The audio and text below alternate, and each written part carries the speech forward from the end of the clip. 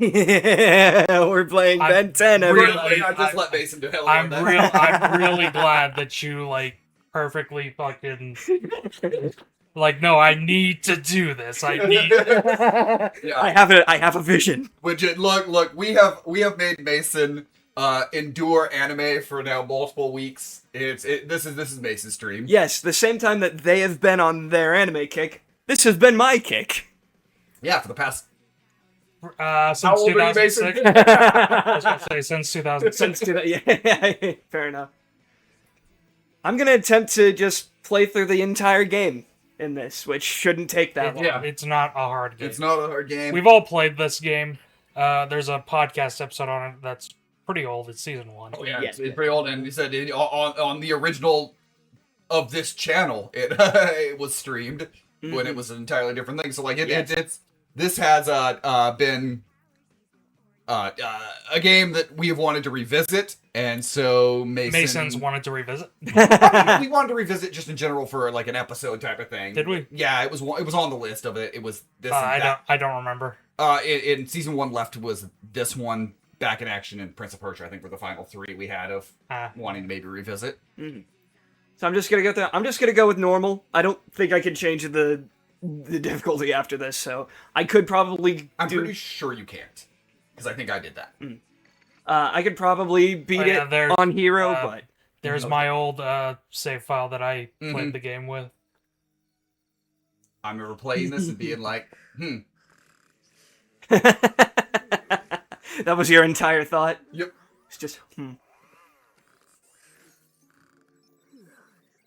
Wonder what that tastes like. Surge. God,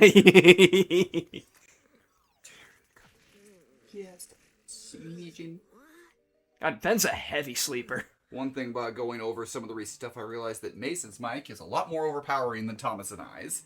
Oh, whoops. So much so that it was very funny. There's a part in the Monkey Ball episode where I mute Mason's mic, and Thomas and I are talking, and it's so much quieter than the rest of it. Now, when the mic comes back, our voices go through that mic, and our voices are loud, but that mic overpowers everything else. Mm-hmm.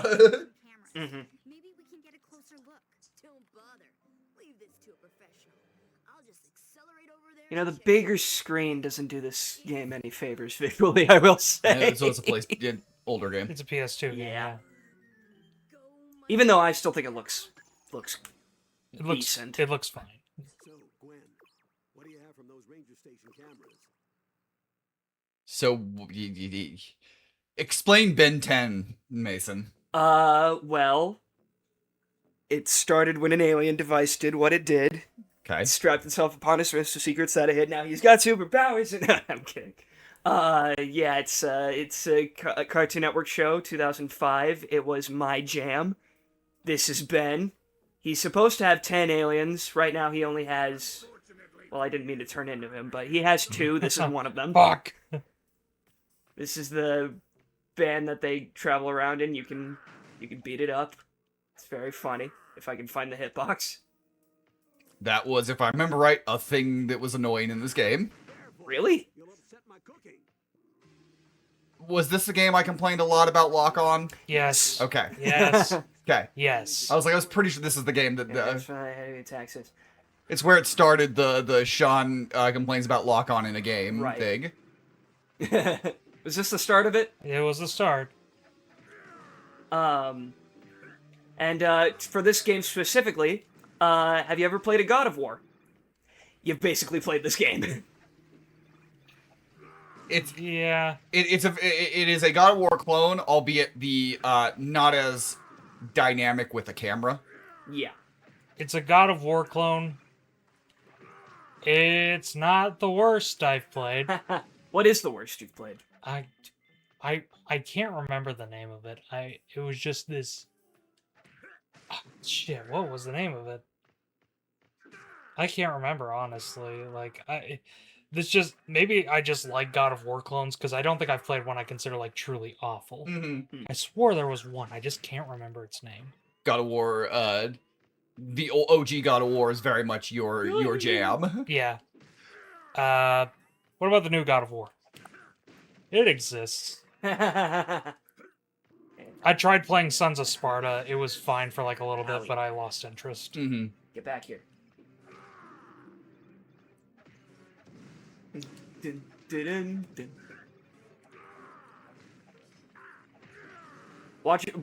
Having watched, yeah, right. Because having just finished watching the original Ben 10 series, I was like, oh yeah, that's the this is all music from the show. Mm-hmm. This was also the episode where Sean bitched a lot about numbers. Yeah. Oh yeah. That is a thing I do. That is in fact something I do. Transform back to Ben. Okay. Booyah. Boy, you So a there lot we go. smaller. So that yes, yeah. So that was, and then there's also this guy. Who's the best alien? It's like I know one of Thomas loved one of the red guys, and I One of the red. Well, I guess you're not wrong. You know, Heat Blast has always been like. mm-hmm. When I was a kid, Heat Blast was always like he was. I love this dude. Okay, there we go. Right. So, are they? As one who doesn't know much about Ben 10, are the aliens still like Ben, or are Yes. they like different like souls, like that they have personalities, or is it just literally Ben, So, but in a different body? Yes, they are all Ben essentially. So the way the Omnitrix works. Okay, I want to block right. Which, is by the that- way, breaks the game. So the way the Omnitrix works is that it contains the DNA samples of all the different aliens that he uses, and that's how he is able to transform it. I think it's like canonically he transforms into like the peak of each species. Okay. Or at least that's how it is later. I didn't know on. if he was like becoming like an actual person, like with the like soul, like almost like the souls. Or it was just like a version of that. It's just a version. It's just a version of it. I think later on in like a later series, he meets like some of the people who DNA they took it from, but I don't know exactly. Oh, there we go. Yeah, you talk about the peak thing. At least from my understanding is that he is like the 10-year-old version of all the aliens that he becomes. So as he ages, so too do the aliens. Ah, Huh, interesting. okay. It's when he meets like his future self and he's like in his 30s, all the aliens look bigger. Ah, These drones And it's got lasers, yes. Ooh, don't shoot me, please.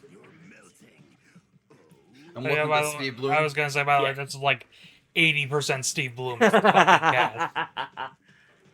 Cool thing about this first we're gonna fight him later. People who don't know, the first one of the first big enemies that Ben fights in the first episode is a robot that looks like that. It's not as big, if I remember, but it might be. It's pretty huge. My experience with Ben 10 is I watched a lot of the classic series. I watched a little bit of Alien Force. Like I remember specifically, you know, being one of those kids who stayed up for like the fucking Alien X episode. Mm-hmm. And yeah, that's pretty much it. I have no memory after that. I think I caught a little bit of Ultimate Alien because I was just like, oh, cool, he gets mega evolutions. I remember, like, I saw most if not all of the first show when I was a kid. Caught a little bit of Alien Force. I remember Ultimate Alien existing. I don't remember watching much of it, and then I watched like none of Omniverse because it just looked too weird. Which is funny, I hear Omniverse is considered like the second best series after the classic one. And I haven't gotten there in my rewatch yet. Because you just hit Alien Force. I did. Well, I remember like some Ben 10 commercials. By 2005, 2006, the only time I really flipped on Cartoon Network was to watch Adult Swim. So I didn't watch a whole lot of other Cartoon Network stuff. Unless there was something else on, like, you know, I'd see on the guide, oh, there's something I'm interested in, like a movie or a special or something's going on. the warp blades on this hunter I wonder, do I have? Funny enough, like at this time, I would have watched more like Nickelodeon cartoons around this time.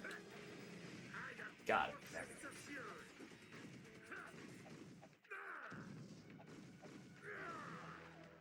Oh, damn it! I keep wanting to do a thing that I can't do yet. There we go.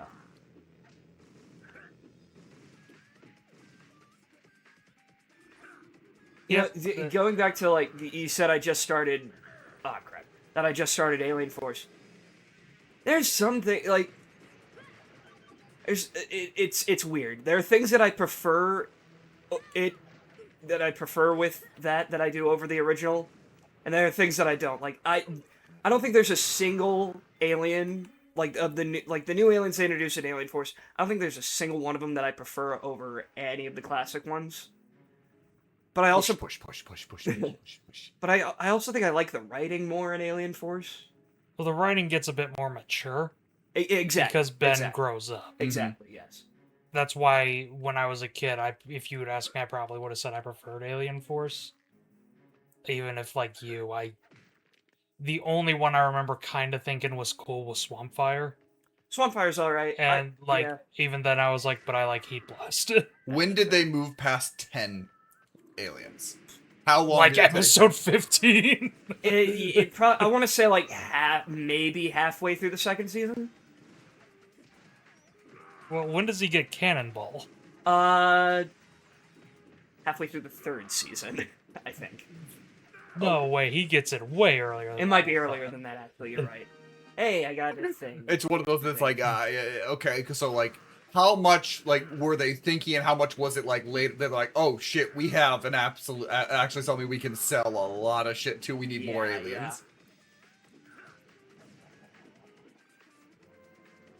I do remember like liking the idea of the way the boss fights are, but also not liking them. Oh yeah. I remember being very mixed on them because like the way they're set up. I remember not liking the final boss.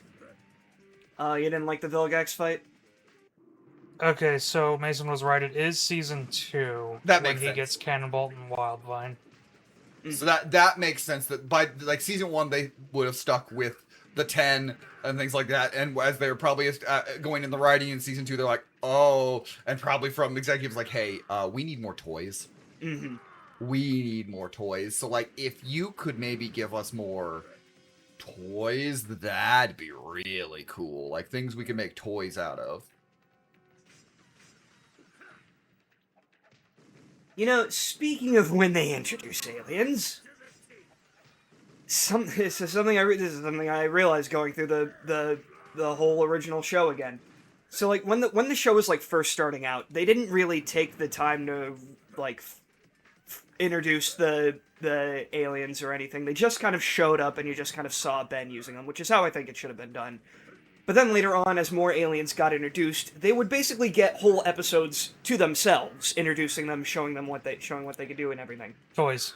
Yeah. Well, that's that. I think the way that they introduced the new aliens later on was great. Is giving them their own episodes to themselves. But there was one alien they absolutely did not do that with, and that is Eye Guy. Because his first appearance is in the last fight of the 2-part finale of the entire goddamn series. He's a damn industry plant. He could have been anyone. I don't even think they say his damn name in that episode. What's the way big fucker? Oh, yeah. Is that in the end of the movie? That's the end of the first animated movie, yes. Yeah, that's what I thought. He's a little bit industry planty too, but he has a purpose. Eye Guy could have been anybody. Man, anybody. Eye Guy could be anybody. Oh, Sean's like, no fucking kidding. Oh really? my gosh, no way. Who? Oh god, I mean, in fairness, I will say, playing this game, having played, and it's been a while, so like, you know, a lot of it, and also just things that I saw, I never thought Ben 10 looked like bad or anything like that. Right, it just wasn't your thing. Look, if it had come out... If it had come out when Sean was a kid. If it had come out 10 years earlier, I probably would have watched so much of it.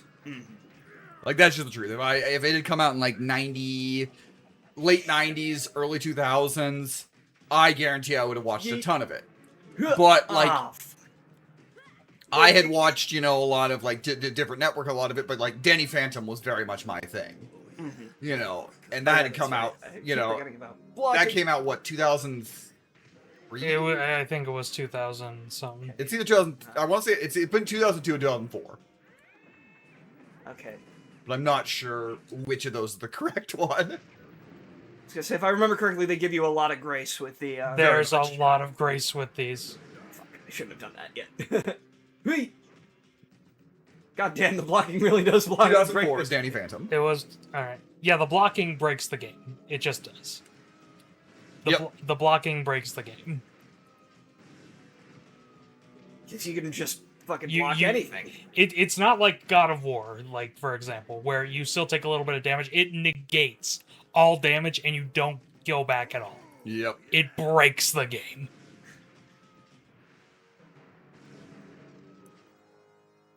What is it roaring at me with? You have no vocal cords.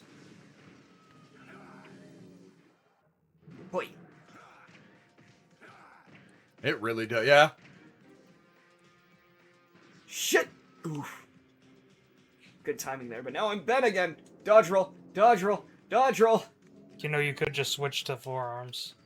No, I couldn't. It was red. Oh, when you're right, it can't switch? I had to wait for it to recharge, yeah. Oh. Gosh, it's like you've never watched the show. No, I'm kidding. I'm fucking kidding. I'm more thinking about the game's logic than the fucking show. Yeah, that's fair. That's fair. No, but once it goes out, you have to wait for it to recharge. I don't know why I was panicking like they don't have all the grace in the world on those. Mm-hmm. It did have like the cool God of War like animations and of bosses, like the way they do the QTs in OG God of War. Ow! Yeah. I really got which I do enjoy quite a bit. Yeet. Yeet. Yeet. Ugh! Oh, yes. Oh shit, I fucked up. Damn it. Because you were trying to bash it. Yeah, because I thought it was... Panic. No, Mason I got the order of the QTEs wrong. That was me being a dumb. Again.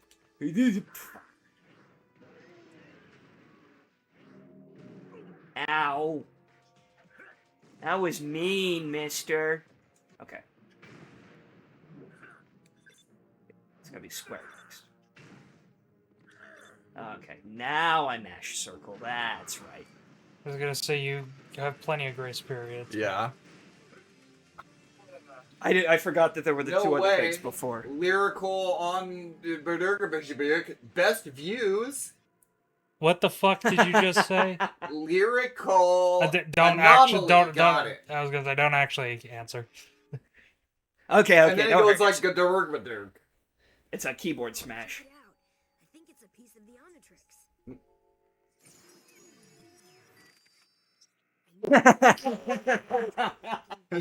This robot looks like it must have used your And so this is his family, right? Yes, cousin, grandpa. only question is, Got it. What about the parents? Fuck them. Yeah, TV shows. Especially kids media. I think his parents are alive. His parents are alive, yes. I don't think it was confirmed until like the recent comic books that they're doing, but I think the reason that Ben was sent to live with his grandpa over the summer is because his parents were like, oh yeah, they were like heading a rough patch. I thought it was like straight up they were in a messy divorce. I don't think they were getting they weren't getting divorced because they're still together by the end of the show. But it looked like they were barreling towards. They were about to, yes. XLRB. It's an 8. Accelerate. There you go. Well, I from here it looked like a B. I understand. You're stupid, but I get it. I'll accept it. Jesus Christ, it's taking a while to save. There we go. Excel, I got it. Did you just fucking get that? Okay. I was like, please tell me you didn't just. No, I'm playing it up for the goofs of the Deshin. Oh, hey. Hello, Deshin. Wait a minute. That's out of context. I love it. I'll just when I have time, especially for the summer setup, I'm going to I have a lot of ideas for sound bits and sound drops and things like that for bleeps. So I have some fun Hell stuff I yeah. want to put down. But welcome, Deshin. How you doing? How you Deshin? doing this week? How's it going? Yeah, I can actually look at the chat because I'm not playing. Oh yeah, I forgot to mention before we start. This is my first solo game stream. No, yeah, it is. Deshin said I tried to do that right at the end of last week's stream, but I missed it by like 5 seconds. Fuck, wait, no, come back. Okay, yeah, that is an 8. Okay, I'm not gonna do that right now, but I'll do it later. I guess I should have, so I could show him off. Oh yeah, I can just change back at any time. Forgot about that. This was the guy you guys didn't like playing as. Yeah, because he was. Again, this is the one that I remember a lock on because his speed. I was just like, I need to be lock onto a character. Mm-hmm. Not to like auto target, but like to so I like because he was all over the place. But for traversing, if I remember right, he was pretty good. Because he's fast as fuck, Yeah. boy. Hey, you stole my joke. Mason, I wasn't paying attention. What, you were fucking talking? Hey, he's got the laser thingy. I was about to read his name and then I didn't read Oh, it. sorry. Forever Night Sniper. Oh, Night Sniper. interesting. I read fast. Shit, I missed. You know, it has been a week, Deshin. Yep. It's, So it's been a week. Alright. Sorry about that, bud. Sorry, Alright. Hit it. your week's been rough for you. I spent 3 hours in bed yesterday with a migraine, so you know. I deal with children on a daily basis. There we go. I like watching him fly. You know, that attack reminds me a lot of Sonic's from Lego Dimensions. Interesting. Like, he has an ability where if you hold square, he'll lock on, and then he'll zoom and attack. I don't think the system can protect against the speed of accelerate. I'm facing the wrong direction. I don't think this is gonna work. No, Never mind. This We're- game is we're very, out. very Yep. Oh, Deshin also deals with children on a daily basis. You know, it's Enoch's lieutenants are armed with Forever Night Gladiator. cheers. He got sword. He's a cool looking sword. Not Ow! gonna lie, I like these enemies. He has the fucking dark saber. Yeah. Oi! Stop it. They're work colleagues. Work colleagues. Fantastic. Dodge roll. Dodge roll. Okay. That's how I feel with the clientele I deal with. But Mm. Whoa! There we go. Did I get him? I think I... Oh, no, never mind. Oh, that one just died immediately. First I don't know if it bothers me or not, but I always forget that Accelerate skates. Like, he Oh, doesn't yeah. run, he fucking skates because Yeah, he's got he's got, balls like- on his feet. Yeah. Why does that bother you? Because Reminds he's you too always much of seen Shadow. he's always seen running, and so I always think like, Oh. oh, so he just has feet. No, he has like balls on his feet.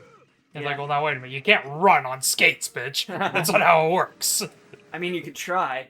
You're gonna fucking face. Oh my plant. god, I just flung him right off.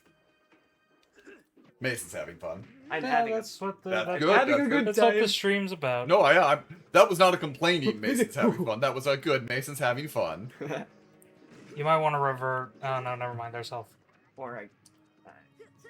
Okay, I'm gonna wait. Yeah, again, this game's very easy because you can literally revert to Ben and get your health back at any time. Mm-hmm.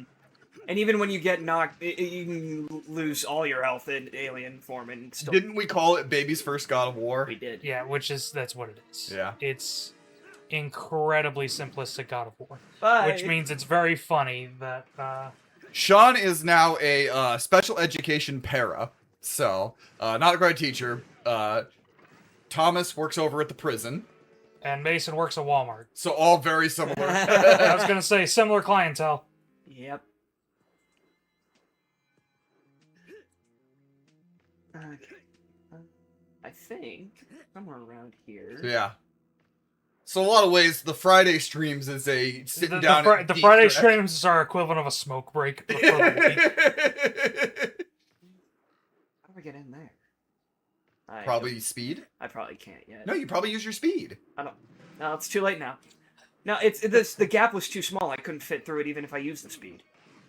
Okay. I was gonna say break the wall with forearms. That too. Yeah, maybe. I don't think that was Because fine. it looked weak. It's just a collectible thing. I'm not going for 100% here. I meant to say that at the beginning too. I was so ready to get into this. I'm so excited for Ben 10. Oh, I got the thing I can do with him now. Yay. And it said Mason has put up with the last couple of weeks streams Of of the weeb shit. Of the weep. Okay. Once again, Mason played the game different than I did, because all I did was upgrade not forearms, Heat Blast, and by the end of the game, I'm like, oh, he's a god. So Use that yet? I think I was more like kind of mixture, but Heat Blast was the best character in yeah, this game. I was gonna say, fully upgraded Heat Blast is a god in this game. How downloaded was the Ben 10 episode? Yeet. That's a good question. I'm gonna look. I'm gonna look at that real quick and just see, you know, at what. What fuckers are gonna be watching this? I did actually put both of our Sonic the Fighters YouTube episodes as links on the Sonic episode today. Oh, cool.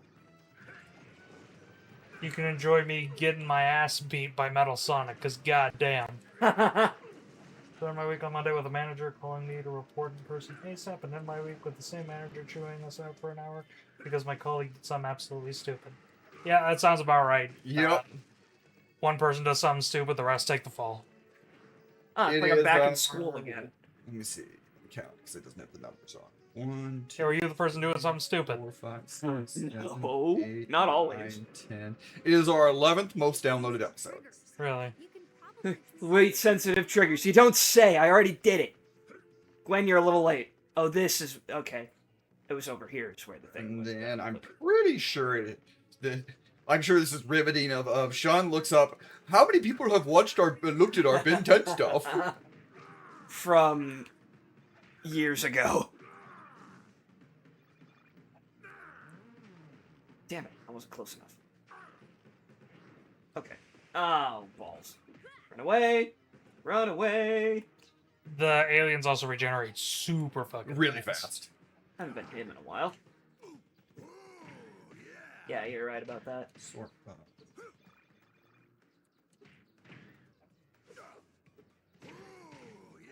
Do some dumb shit regularly. I'm both smarter and dumber than people give me credit for. I feel that.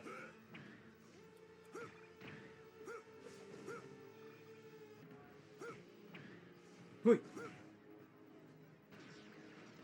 Ah! Oh, I'm okay. Look at that. Look at.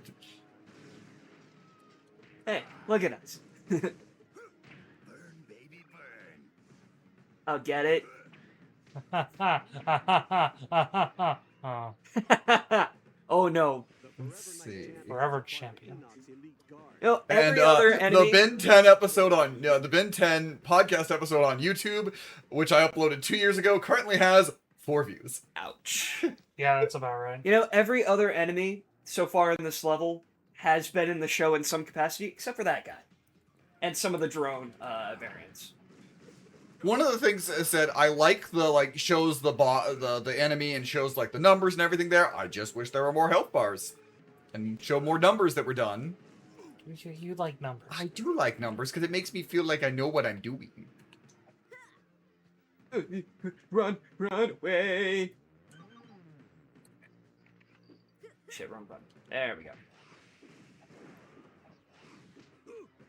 Yeah, Mason would get very frustrated if he was watching me play this game. You would just be Heat Blast over and over. Yep. Because again, when you upgrade him, he is I- a god. I would not judge. Because when we get Out to loud. Cannon Bolt, I'm probably gonna be in the whole time. Why? Because I like Cannon Bolt. But I'm thinking less of a Ben 10 fan and more just as in the game. In the game, I'm like, yeah. And like, But yeah, Heat Blast breaks the game. that's fair. I It's mean, kind of like whenever people don't use Metal Blades in Mega Man 2. It's like, why aren't you using them? I know it's boring, but they break the game.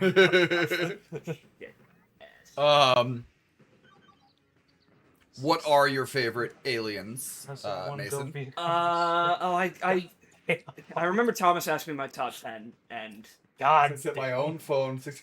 Oh no! 65,000 SMS and one go via the company's server and crash it. Look, that's a fucking legend move. That's right there. honestly- that's yeah. really funny. I can't lie. Sorry, Mason. Your favorite aliens? I really like Forearms. I really like Accelerate. I really like Ghost Freak. I remember looking up, saw that Ghost Freak is a cool looking one. Ghost Freak is really cool. I like him. I like Upgrade as well. He's like he's like a Venom symbiote, but for technology. That seems like something you would like.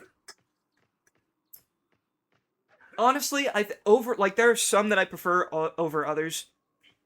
But I don't think there are any aliens from the original show that I don't like, except for Iga. Deshin is a legend. Even the CEO couldn't stop laughing his ass off at my phone ringing 2 days later. Hell yeah. That's hilarious. That sounds like something I hear on like Smosh Reads Reddit stories. Mm-hmm. It sounds like a fucking It's Always Sunny bit. Those, please. Meanwhile, who do you think's my favorite? In terms of like the original aliens, I remember liking Heat Blast. I do remember liking Upgrade. Diamond Head was the one I had a toy of. And, I did have a toy Diamond Head as well. And I remember really liking Wild Mutt. Wild Mutt's pretty cool. I wish he was used as like it's funny. Because I really like Gray Matter. He's like a little gray. He's like really small. But I forget how much of like a butt of the joke he is. Even though like he's useful. Yeah, I remember there was like this game's awesome. Good call, Mason, I missed this about 10 years and never learned about it. Hell yeah. So it's a solid God of War game. clone. Yeah. Oh, And I'm doing it not justice. Was this the episode where Oops All Steve Blooms was created? yes. Probably, yeah. I was gonna say that sounds about Because right. this was right after Beatdown Fists of Vent. Where we had Steve Bloom a couple of Yeah. times. Shit, I missed. And so we joked that Mason was like, oops, all Steve Bloom for this one. Yep. That was said our first ever like real bit was the Mario the Mario Mario Taken. Taken In Phantom Menace. and then we had Oops All Steve Blooms were like our two first bits Mm-hmm. as a try fighting goofy things in podcasting. Mm-hmm. Oh my god. Touch the fire, you're gonna get burned. Yep, that was very Steve Bloom. Yep. Fuck. It's kind of one of the things where, like, I get it because he is a 10-year-old, so he's making all these puns, but a part of me, maybe the reason I fell out with Ben 10 is because I'm like, shut up.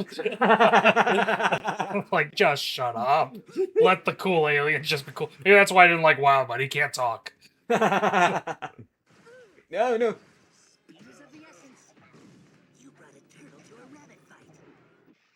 What did But he I- just say? You brought a turtle to a rabbit fight. Oh yeah, I thought you remember said he brought a turtle to a Reddit fight. I was like, what? This is 2005. Reddit wasn't a thing yet. Don't I ever- know, that's why I was confused. Don't ever bring turtles when you're getting on Reddit. You can do anything on Reddit besides bring turtles. Oh, the slurs. That's without the turtle. Tonight we dine on turtle soup.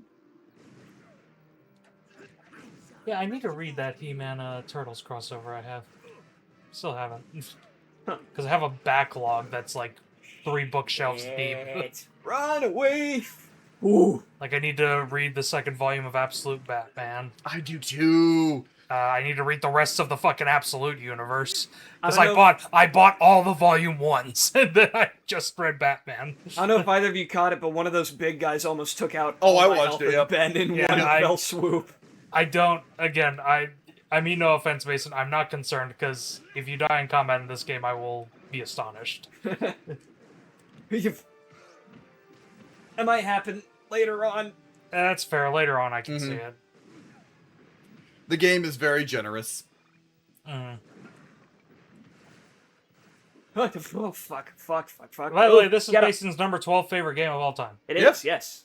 That was another time where we mentioned this game. And I remember that because you brought that up. I'm like, oh, I'm a dick. You know, you guys said, I mean, Sean was the harshest, but it was, you know, it was more positive than... Oh yeah, the episode. I haven't listened to that episode in ages because Yeah. I re-listened to it recently. if it's It's over on my mind. if it's over a year old, I usually don't re-listen to it. It's always If there. we're gonna redo something or do something about it, I'll listen to re-listen to things, just kind of get a feel Yeah. on stuff. Fuck. Like, is it? Like I listened to our Marvel Nemesis Mm. when we did our revisit of that, Mhm. which I fucking hated because I couldn't stand myself in that episode. We were. That was. It is so clearly a first episode. Yeah. That first list is so clearly. What are we doing exactly? Yeah. Type of thing. Oh, there's a guy behind the statue. I was like, where are they? Try to hide If the from me. Omnitrix takes the best DNA, couldn't they? He also put human DNA in there and turn into like Henry Cavill or something. That's a question for the creator of the Omnitrix. Mason, you should be the Lorax and speak for the Ben 10s. I mean, technically yes, Good. but also when like, at least in the first show when like, because he scans aliens to figure it out, but every time he does it, it's accidental. I don't think he knows how to do it. I think it just happens. I'm sure he knows how to do it later on. Actually Oh runs up, yeah, but like, punches through Henry Cavill. Through. Yes. Got very violent. Did you see the times? Did you see the Battlefield news? The Battlefield movie news today? No. Chris McQuarrie is directing a Battlefield movie, Ooh. and I think and Michael B. Jordan is producing it. Yeah. and most likely going to star. Ooh. Yeah. I haven't played much Battlefield, but But I was like, same. I was like, Yeah, but that seemed like a good pairing. that'll be cool. That'll be Yeah. cool. That does seem cool. I remember playing. I remember playing some Battlefield because before the first Battlefront came out. Yeah. I was like, oh, I want to kind of feel like what the style, a little bit of what they've made. From the looks The one Battlefield I played the most of is the one most people hate. Hardline. Yeah. Yeah. And I actually like that game, so that's why I was like, well, before, shit. That seems painful. I mean, once you do it a few times, it's like nothing. Happy to light the way. Just seeing the transformation scene reminded me something I thought about after watching the first Ben 10 movie. It wasn't even something I realized immediately, was that there's only one transformation scene in the whole thing. Which I thought was like kind of a missed opportunity. I felt like they could have thrown in a couple more. Yeah. Wasn't the whole point of it that anytime he transforms, he like gets closer to blowing up? That is true, yes, but he also transforms like 5 times in the whole thing after that. So like there were opportunities for it to still happen. Oh, the little guys get shields. Yeah. What was it about Ben 10 that you were like, oh, you gravitated to initially, Mason? I think it was because like this is gonna get a little bit kind of deep-ish, I guess. No, that's fine. But when I was a kid, I wasn't as athletic as all the other kids around me. I wasn't very strong. I wasn't very fast. Mm-hmm. And so when I was on the TV, I was like, oh, here's a kid who is like me, but who has a thing that can make himself the strongest, the fastest, the best, you know. And it was like, man, it'd be cool if I could do that. I like that. So that is actually a lot of why some animes I gravitated to as well, you know? Yeah. You know, ooh, that'd be really cool. Exactly. So that's a very good reason. I like it. And then you were like, and then I want all the toys. Exactly. Which I assume Sean was also like with the anime. I want all the toys. Oh, you said some of the things like that so I watched a lot of Yu-Gi-Oh! Would be around this time, like 2002, 2003-ish is when I watched a lot of Yu-Gi-Oh! When they got it's a little later, when they brought the dual discs actually out, I was like, shit. I want those. First, Deshin says that's legit. Sweet. Yeah, Deshin said that's legit sweet. Well, second of all, fucking I wanted the dual decks, and I don't even like Yu-Gi-Oh! Because I just thought they looked cool. Mm-hmm. And then as an adult, I look back and I'm like, wow, I'm glad I didn't get that. I would have looked like a tool. I mean, but the amount. Look, you said if there's the thing I regret most, so much money spent was Yu-Gi-Oh. Like the card games, because again, like Pokemon, I still collect. I had collected a lot of those sort of things. I had a lot of like you know.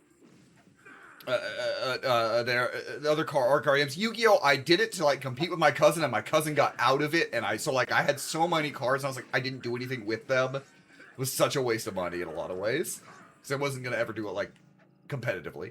Mhm. That's just it. he almost wrote something stupid and then almost ruined Mason's mo. I mean, Nah. Would be on brand for I was gonna all say. of us. Yeah, I was gonna say it'd be on brand for us, but like, oh no, military property. Well, they attacked me first with it, so. No, like, A champion elite hits like a tank, and he's nearly as tough. It's similar to like why I gravitated towards like Sonic and stuff. Mm-hmm. I don't know why that was like the one thing that I got. Like, I didn't get bullied a lot per se, but that was the thing that I got nagged about the most. I think, was not being very fast for some reason. And I look back on it now and I'm like, that's stupid. But as a kid, it legitimately made me sad. I was like, oh. Speaking of I'm not stupid, fast. Exactly. speaking of stupid, the stupid thing that Deshin was gonna say: does Ben go around doing racism by doing Alien Force? Don't worry. I don't think it might be maybe speciesism. Like, you know, it might be. Almost anything. Well, like, it's like the fucking Punisher story where he turns into a black guy.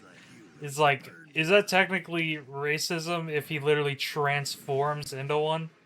It actually basically is in Punisher's face because he gets surgery to become one. Oh. It's Yeah, it's really dumb. Punisher is a character they don't know what to do with when it's not just hunting down criminals. Mm-hmm. So it's like, we need to do stuff as him as a story. He's an avenging angel. He's a Frankenstein monster. He's a black man now.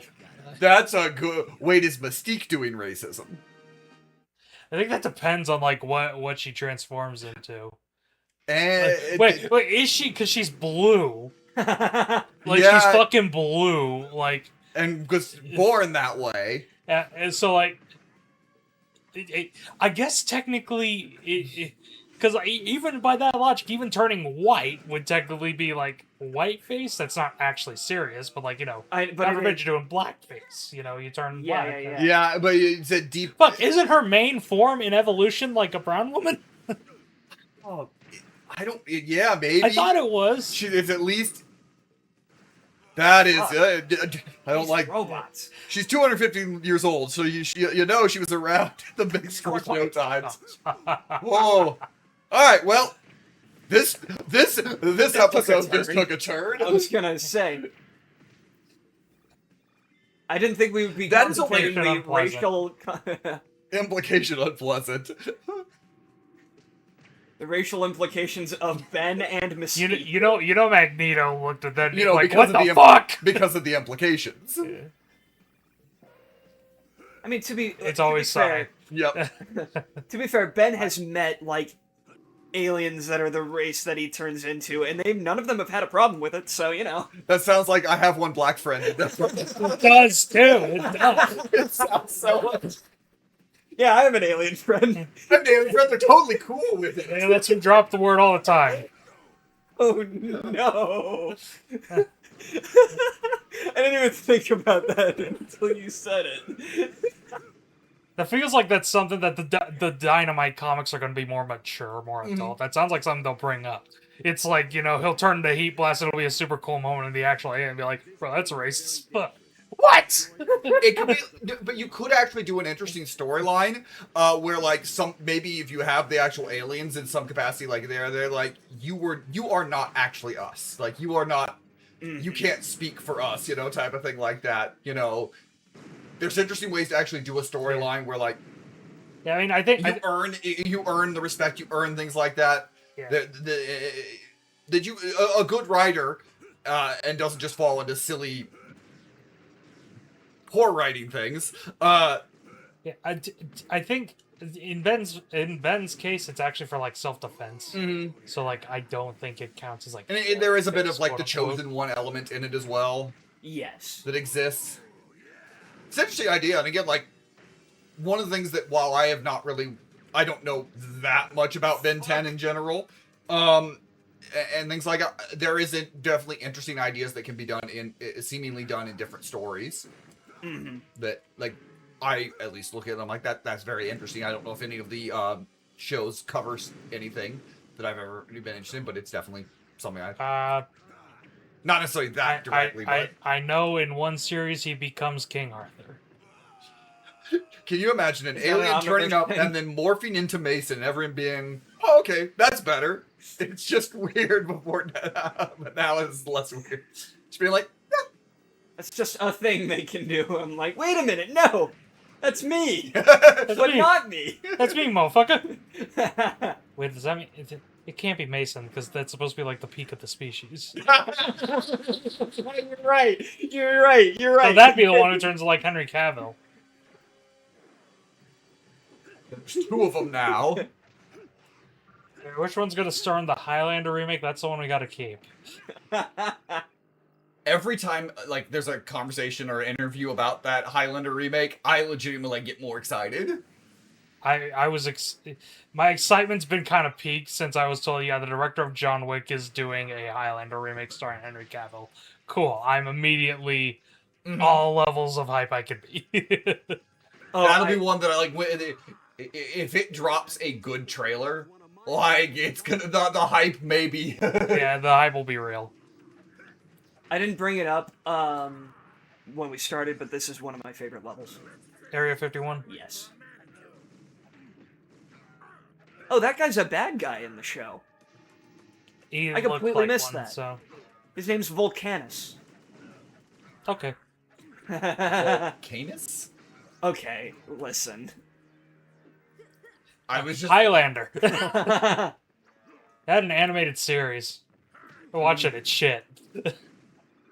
I hear the live action show's alright, but the animated series I'm like, oh god. Highlander consistently is like the ultimate idea with like mediocre execution across the board. Pretty much, yeah. Shit. That's why I want. Close enough. That's why I really want the remake to be like good as shit. Like if the remake's hype, ooh, daddy. You want a good Highlander thing. Yeah, that's not just the live action show, the first movie, and the anime movie. What about the second movie? It's not as bad as people say, but it's not good. To be fair, I went into it expecting like the worst movie ever made, and I watched it. I'm like, well, It does have that reputation. and I was like, well, it's bad. To be fair, I think I also watched the Renegade cut by accident. Yeah, you said that. Even though like I watched it on Amazon Prime and it said original cut, but like some of the changes, I'm like, no, this has to be the Renegade cut. Because the Renegade cut fixes a lot of the issues. Neat bit Clancy of Brown is very good. I in say the first Highlander. I say the Renegade cut fixes a lot of the issues. Still not a good movie, but So in the first Highlander, other than some of the like character decisions and actor decisions, Clancy Sean Brown Connery. is so good in that movie. Clancy Brown steals the show. Yeah, and he is evil. It's Clancy Brown's. neat bit of foreshadowing. Those are all enemies I'm gonna fight later. Really? Yeah. Oh, cool. That's actually fun. Yeah, right? I couldn't see him, but Yeah, I it's could, fun. but that is That is fun. that is a very cool. Can you put him out? Gee, there's I flames. wonder. Flames. Flames. If you're only going to think with your muscles, I know that he doesn't like it. No, one that has them. and someone suspects the TV. When you go to the Heat Blast, he kind of looks like, what's that one? I can't think of the name of the character now off the top of my head, but he looks odd. But then, I'm not like sure. you showed that like the actual like when the transformation of him, he's really cool. Mhm. Oh fuck! Am I gonna have to do speed shit? More than likely. You're gonna have to fight them because they're mad you're leaving them as prisoners. This is your fault. Okay. You did this. You did this. I'm not a fan of the speed puzzles. Get out. Go, go, go, go, go, go, go. Yes. All right. Go ahead, fall in. There we go. Yeah, no. Highlander is one of those series that like I got a little bit of a obsession with, even though I've only seen 3 of the movies. 3 of like there's actually quite a few. Oh yeah, it's one that Jesus. they keep trying and trying and trying, and most of them are low budget. Most of them are because it was an idea. It's a cult classic. Like it was an idea that fantastic idea, one of the sickest ideas ever. Oh, yeah. If not the sickest idea ever. But unfortunately, it was one of those things that was like a bit. I don't want to say a bit too high concept for the '80s, but like most people were like, "That's weird." Another So- fun thing, you can see enemies running in the background. Yeah. Except Queen. Queen was on board because they made a song for it. Oh, that's right. Yeah, they made "Who Wants to Live Forever." It's a very interesting concept. It is Oh, one no. that I said No. I actually really like the 80s aesthetic of the movie. I'm not gonna lie, like even Oh my god. if the damn. way the aesthetic that they go for and everything, and it feels very 80s. Yeah. But I kind of really dig that for the movie. Yeah, it has kind of a grungy aesthetic that Mhm. works a lot. Again, specifically with Clancy Brown's character. A lot of it comes down to the Christopher Lambert is Oh. Oh. Yep. He's not like the worst. No, he's not but- like But like, I'm watching it, I'm like, come on. when you have Clancy Brown just acting circles around it, like, although it is hilarious, in a movie where Sean Connery's in it and Clancy Brown is the one acting circles around people, is Yeah. Well, it's like, again, that's why I'm really looking forward to the remake, because I Mhm. know, despite what people think, Henry Cavill is actually a good actor. very good actor. Do people not think he is? No, a lot of people kind of view him as like a very stoic, basic Mhm. person. Only a precise hit Okay. But like, I'm like, okay, watch another movie, like, because I know a lot of people are like, well, his Superman's really bland. Watch another movie. You watch another One movie. thing. He's really good in Mission Impossible. He's good in Mission Impossible. He's good in I've Ministry of yeah, Ungentlemanly that was the one I've Warfare. heard he's pretty good in. The Man from U.N.C.L.E. He's another stoic character, but he really nails it. It's a very small role, but he's in Stardust, and he's really good in that tiny role. He is really good in Stardust. He's good as the son in Count of Monte Cristo. True, he is. Henry. Remember, he's the son in Count of Monte Cristo. The fact also that he is how devoted he was to his small cameo in Deadpool and Wolverine. Like he Yeah. went all out for that. And a lot of that for that cameo, all that was him. Yep. What is it? Even The Cavalrine. Cavalrine. Even I haven't watched The Witcher, but apparently he's like really good as Yeah. Geralt. Yeah, I haven't watched The Witcher except the first 2 episodes, but and despite a lot of my misgivings with the Snyderverse, I think he was a good casting as Superman. yeah, And I really like Henry Cavill. Like he's always interesting. He's super nerdy. Just also happens to be conventionally very attractive. Yes. yeah. Again, like just the casting. It's him as the lead character. He's Connor McLeod. I know he wants to do a Warhammer show. I don't know if it's actually there, but Uh, that is like his dream. I was gonna say his dream is to do a Warhammer show. I think it's like finally getting close to development, but it's been in development hell for a little bit. I think, is that one that Amazon might have? Yeah, I think you're right. so. Yes. Which Another neat again, bit of level design. There's the robot in the background that we're gonna fight in the next level. neat. But yeah, like, Ah. because specifically, Cavill is a huge fucking 40K stan. Yep. Oh, Builds his own computers. does he really? Yeah. Holy shit. No, Cavill's a cool dude. Just unfortunately, He all of the backlash of Man of Steel and BVS kind of, I'll land on him yeah. because Ben Affleck's Ben Affleck's a famous actor, so everyone's like, well, he's obviously good. And also Ben Affleck has had all the shit hit on him for other things and other things like that. That's why it lands on Henry Yeah. Cavill, not Gal Gadot, because she also has plenty of shit for other things. Ah, no. No, I'm so close. Get it. Owie.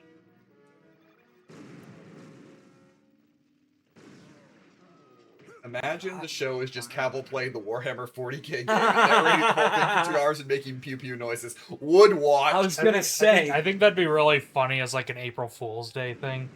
Like, we're announcing the Warhammer 40K show, and it comes out in 2 hours, and it's April Fool's Day, and it's just him playing a game of Warhammer 40K. I would love it. You know those like.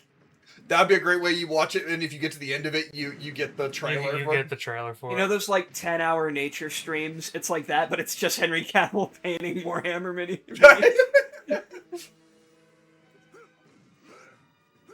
Oh fuck! I really should be blocking more, shouldn't I? Yeah. As Buddy said, yeah, I like Henry Cavill a lot, as far as the actor, and I hope that's an interesting looking fellow. Yeah. So I'm very interested. The new Bob Ross, Henry Cavill doing Warhammer. It's a ripped as fuck Bob Ross. Happy little accidents. Oh, I just dumped a whole bunch of paint all over this one. Oh. I am irate. Don't worry. It all happens. That was just a lot of money I just wasted on that figure. But it's okay. Just a happy little accident. Oh fuck.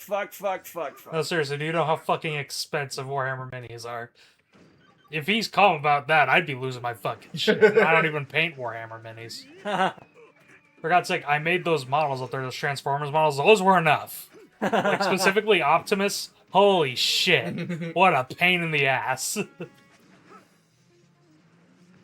Oh shit, that went through the. Oh no! Fuck! Damn it. There it goes. There. It's alright. Death means nothing. Except I have to see this cutscene again. Shit. So death means something, I guess. Oh shit, no, I need to pause. I'll deal with them when I'm through with you. Yeah. Okay. So who is this fella? This is Enoch. He's the lead. Well, he's like the second in command to the leader of the Forever Knights. Who are the Forever Knights? They're like, they're kind of like, well, that you're not gonna get that. Basically, they take alien technology and use it for themselves. They're like a cult, kind of. Alright, honestly kind of cool. Yeah. I was gonna say they're kind of like Torchwood from Doctor Who, but neither of you have fucking seen Doctor Who. Yeah, it's like Enoch as like that's a biblical name. It is, yes.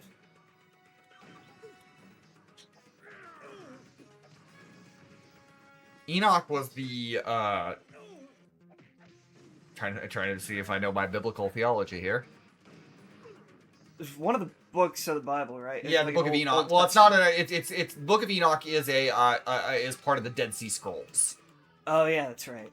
So, Fuck. but it details a lot of stuff like pre-flood. According to Wikipedia, so I have cheated. Enoch is a biblical figure and patriarch prior to Noah's flood. He is the son of Jared and the father of Methuselah. Okay, yeah, so Methuselah, that's who it is, the old man, the guy who lived forever, basically. Mhm. And Enoch, the Book of Enoch, the part of when that weird Noah movie was coming out, very weird movie. Oh god, that thing. It's so weird. Why I was actually pretty excited is like initially was because he said like he was taking stuff from Book of Enoch, and I was like, oh, so we're gonna get into some weird religious shit. The And then we Russell didn't Crowe really see one? much of the Then we didn't see Yeah. much of the weird religious shit from Just the Book of rock Enoch. people. Just rock monsters. Yeah. The rock monster. Which is in the Book of Enoch, kind of. You take alien DNA and use it for yourself. How's it any different? I mean, You do it wrong. Okay, the Omnitrix was, well, it wasn't meant for Ben, it was kind of given to him. It was meant for Grandpa Max, but it was given to him, and he's using it for good, so he didn't steal it. Grandpa Max would be the technically. bad one. What? But so Grandpa Max would be stealing alien DNA and using it. Yeah. No, but he does it for good reasons. He justifies the means, right? He didn't steal it. Also, it was an accident. Ben stumbled into the Omnitrix. He didn't purposefully take it. Invention here, but Enoch's getting away. They do it on purpose. And they do it for evil. First, he'd need to find a place to generate absolutely massive amounts of electrical current. third generation alien face DNA stealer. Like, Someplace like. Third generation alien face DNA stealer. That doesn't work. No. We're gonna have to workshop that. There's something there, but we're gonna have to workshop it. Besides, I think even if Max knew that the Omnitrix was for him, ain't no way he's using that thing. He's like 70. And Ben is 10 or 11 or 8. I don't know how old he is. Yes. Old enough to Out of the Hoover Dam. be a. Oh god, are we gonna free Megatron? I mean, there is a giant robot, so You know, that's kind of Kinda. a badass crossover. Transformers and Ben 10. that is kind of, yeah, that would be cool. Does that mean like Grandpa Max would use it to pick up alien women? I mean, if I'm being real, that's what I'd use it for. He did have an alien lover. Yeah, that's not surprising. Like He has canonically... Grandpa Max, Captain Kirk. okay, he said alien lover, not lovers. Let's not get ahead of ourselves. He has canonically, at the very least, fucked one alien. But no, like, does that mean like Ben would be able to scan a Cybertronian? Oh, I want to know what that looks like now.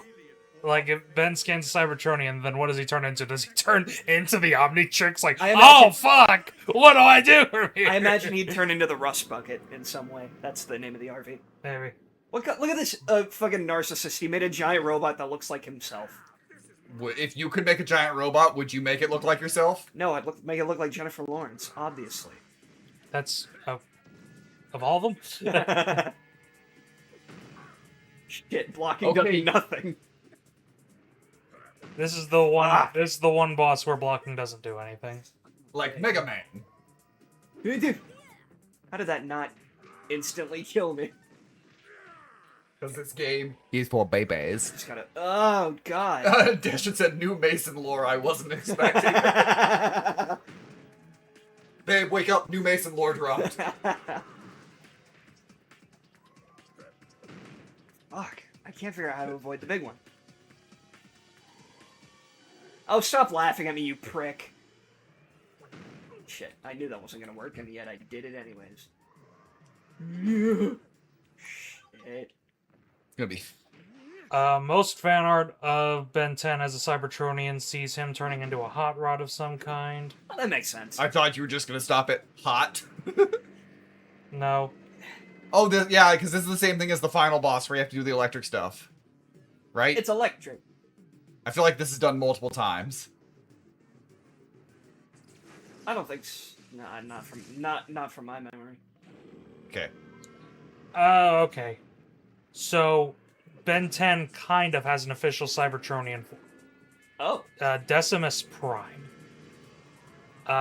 It was made on live stream by Derek J. Wyatt and Josh Perez in 2020 as a nod to Derek's work with Marty Eisenberg and others on Transformers Animated.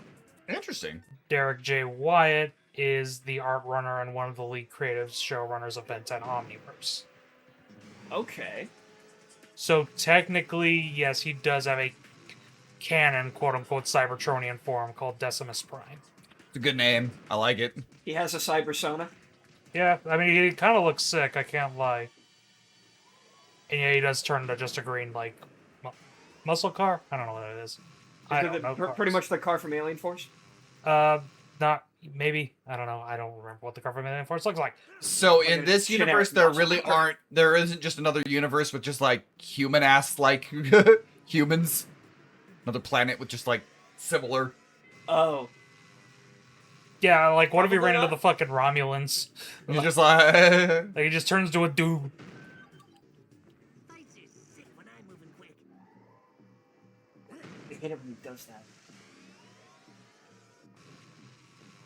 Stop.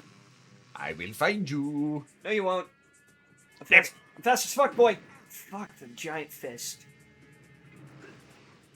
Ben 10 Super Saiyan. That is actually where I was going with, Oh. with it. No, she was. I was like, so if there's a It's what- humanoid thing, like like A Saiyan. Saiyans, would he turn into the like base form, or would he just be like an Ozaru? Would he just turn to, like, Super Saiyan 400 or whatever? Would he turn? Yeah, like would it be like Super Saiyan? Would it be like? Would he do? Would he turn his into an form be Ozaru? like Ozaru? Because if you scan base Saiyans who don't have like Super Saiyan powers, like I guess you're the best, but the best of the best before Super Saiyan Wasn't Ozaru. would be an Ozaru. It's because I keep jumping. And isn't Super Saiyan something that, like, Goku had to unlock? Kind of, like Like, it was just a legend at that point, wasn't it? yeah. It was a legend. Would he turn into a legendary Super Saiyan like Broly? Maybe there's a possibility of something like Broly either forms maybe, but especially modern Broly when he has the basically base for Ozaru form but without a tail. So What if he scanned a Kryptonian? that's another one. Like That's there's another one, like... like these that work with humans but are also But aren't human. yeah, because there's like all of the aliens have been like weird funky boys. That's where, like...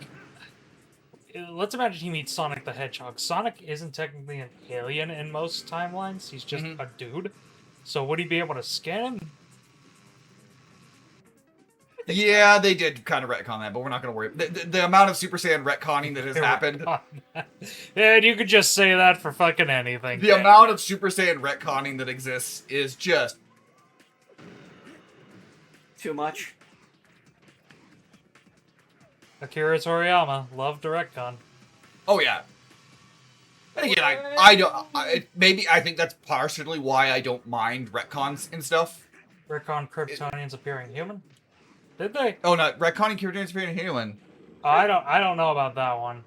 I don't know, because they're still human in the Yeah, but like the newer stuff. there's too much shit for me to keep up on. If they did, that's interesting. What would they look like? Pointy-eared humans. So Romulans or Vulcans. I was gonna say, yeah, they're just Vulcans. Change! You're doing great, Mason. Thank you. This boss fight has gone on longer than I expected. Like it the to. Thing, actually. Interesting. Well, like rock monsters? I mean, like There are a lot of, but there are just across the board, there's lots of just random, like, humanoid alien species. I guess in Superman Smashes the Clan, they do look like just green alien dudes. Interesting. So why doesn't Superman look like that? Shut up. That's the Thing. He doesn't mean Marvel, means John Carpenter's horror movie, like the Thing. Yeah, right that's there. what I was thinking. Yeah. Ah. So would he be able to turn to like a parasite? Interesting. That's Would he be able to turn to a symbiote? I assume so, because like I said, Symbiote- Upgrade is basically that, but for technology. Yeah, so there's a lot of things that he would be able to scan just across the board that are alien. damn it. That, Jump there. Fuck my life. interesting. That's an interesting thought process. Like, in crossovers, like what he would. Yeah. Speaking of crossovers, Ben 10's in Fortnite. Shit, really? Yeah. I thought that was a... No, he got added like yesterday, I think. Oh my god, that's awesome. And now Mason's gonna go home and download Fortnite. I mean, I already have Fortnite downloaded, but... Huh. It doesn't work good when I play it at my house. Because my internet. Right. Oh shit, you're strong. Got him. Oh. So now there's just a giant robot on the other side of the Hoover Dam. Ah, so it is Megatron. Well, no, he was never in the Hoover Dam. Well, Just- there's one more bad guy who's all watched. By the way, if you're curious, that's what Decimus Prime looks like. We should have gotten more Oh, that's information. sick as hell. There's something That's the much alt-mode. bigger behind Okay, yeah, it kind of looks like the car from Alien Force. Is it Okay. another piece of the Yeah. Why, It is.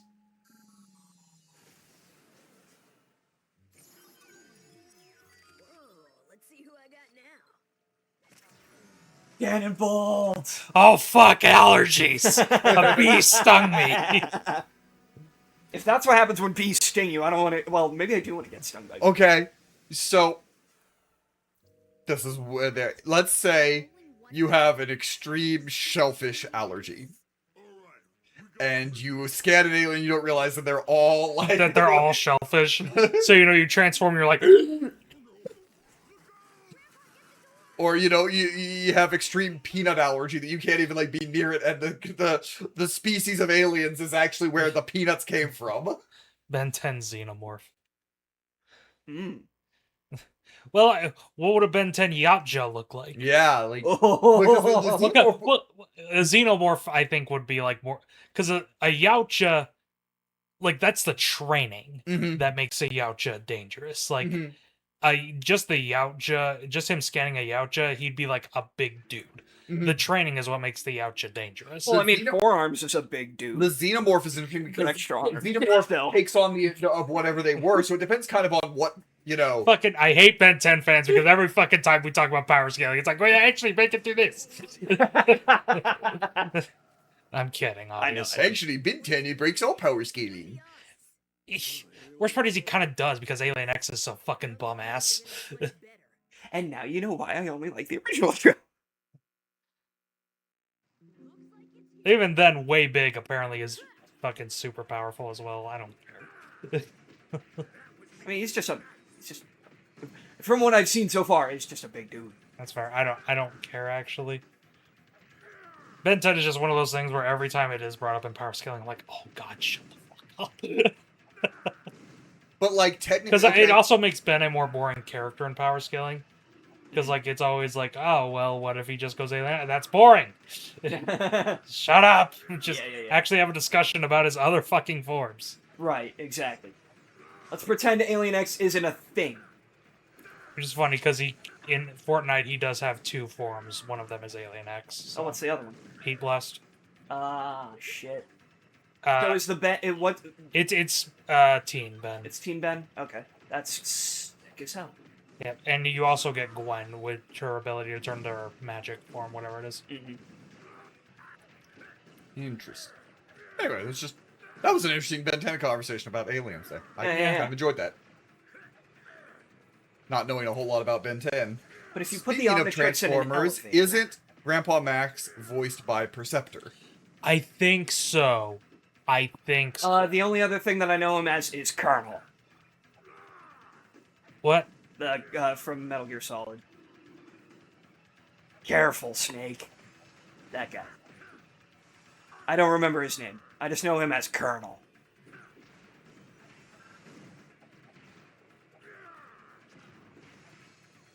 You know what I'm talking about. I know who you're talking about. Mm-hmm. We all know. Okay. Alright, now he's got a thing. Oh yeah, I forgot I have... I literally just saw the cutscene, and I haven't been as him yet. There we go.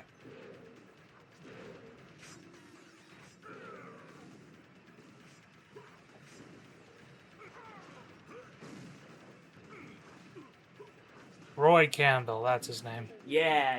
Yeah, Roy Campbell, Max Tennyson in Ben 10 and Perceptor in Transformers, so yes. Paul Eating is his name. He's also in a movie from 1978 just called Fist. That's funny. Starring Sylvester Stallone, because of course it is. Yep, that checks out. Sylvester Stallone would star in something called Fist. He was in one episode of Batman the Animated Series, Doesn't surprise me. 2 episodes of SWAT Cats, an episode of Evil Con Carne. Oh, yeah. She does have a point, you know.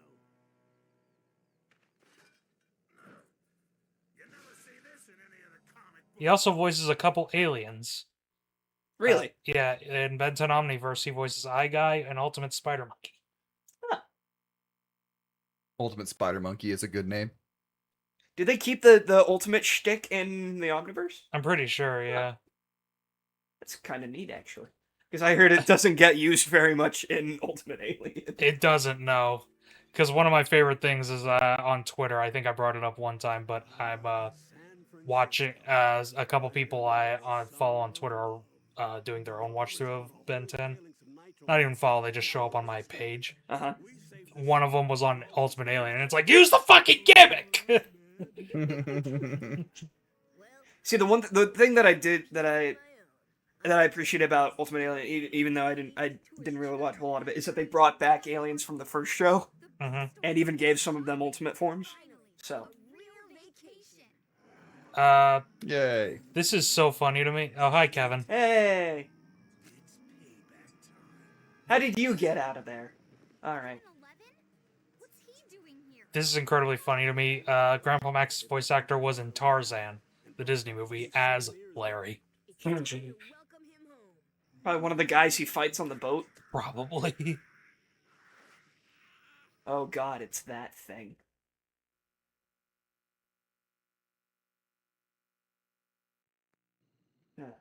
Alright. Streets of Sand. Oh, yeah, that's right. He was Jonathan Kent in a couple DC things. Oh shit. Man, he's just done a whole lot. Yeah, he's Jonathan Kent in Superman vs. the Elite and the Death of Superman, Reign of the Superman duology. Wow. Oh shit, he's in Sword of Berserk, Guts' Rage, as characters I don't recognize. This is the segment of the stream where we look up an actor and tell you all the random shit they've been in. We hope you've enjoyed. This segment has been brought to you by Ben 10 Protector of Earth. Oh hey, bringing it up from a past stream. He's in Dead to Rights Retribution. Oh, wow. nice. He's the dad. Oh, okay.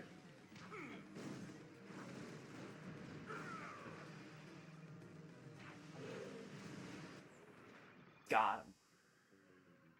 If you charge up, you should be able to burst up that wall. Thanks, Gramps. Yeah. Whee!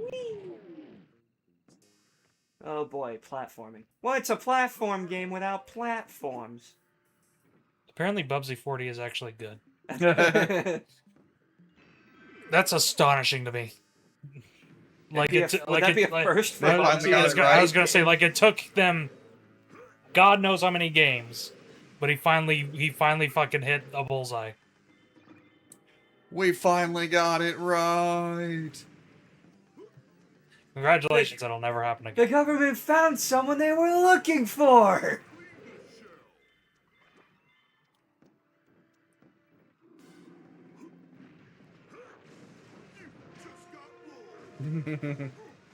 Yeah. So you like this character? Yes. Okay. I had a toy of him, but since they couldn't make a toy that like rolls into a ball like he does, you could like break off his arms and legs, and he was just a ball. You just pull him off. Yeah, Jesus literally, Christ. literally. 'Cause That's they couldn't make a horrifying. toy that did this. I guess maybe not without making it expensive, because I'm like, just do a transformer. Like, They said no. Oh, fuck. He also has a spin dash, so... Yep. Aye. Ooh.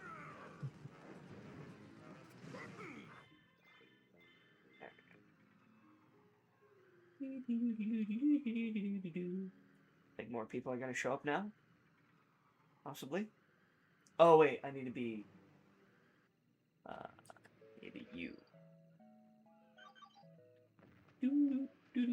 Oh shit. Never mind. I thought I could pull it through the gap, but I can't. This is oddly low-key music. I know. Well, because there's nobody here right now. It looks like you Oh, yeah. might need to use some brute I feel like that was a thing. I got it, Gramps! I feel like that was a thing that we talked about. It, just the music in the game, not bad, but just kind of meh. Yeah, I don't remember. It does feel like something I would have probably brought up, Maybe. Again, I have not listened to that episode in a while. but I don't remember if that was something we brought up or not. Another interesting thing about Alien Forces, the whole thing throughout the first show is that he can't take the Omnitrix off. It has to be like there's like a specific like thing they have to do to get it off. But then at the beginning of Alien Force, he just took it off between shows somehow, and they never explain how. Don't worry, you don't need the answer to that. Well, I was gonna say what it probably was is, they probably had plans for him to take it off in like a movie or something, but they didn't make the movie. The headcanon that I had is like he probably just went to their creator and was like, there's no aliens fighting me anymore. I would like to just live a normal life for a little while. Can you please take this off?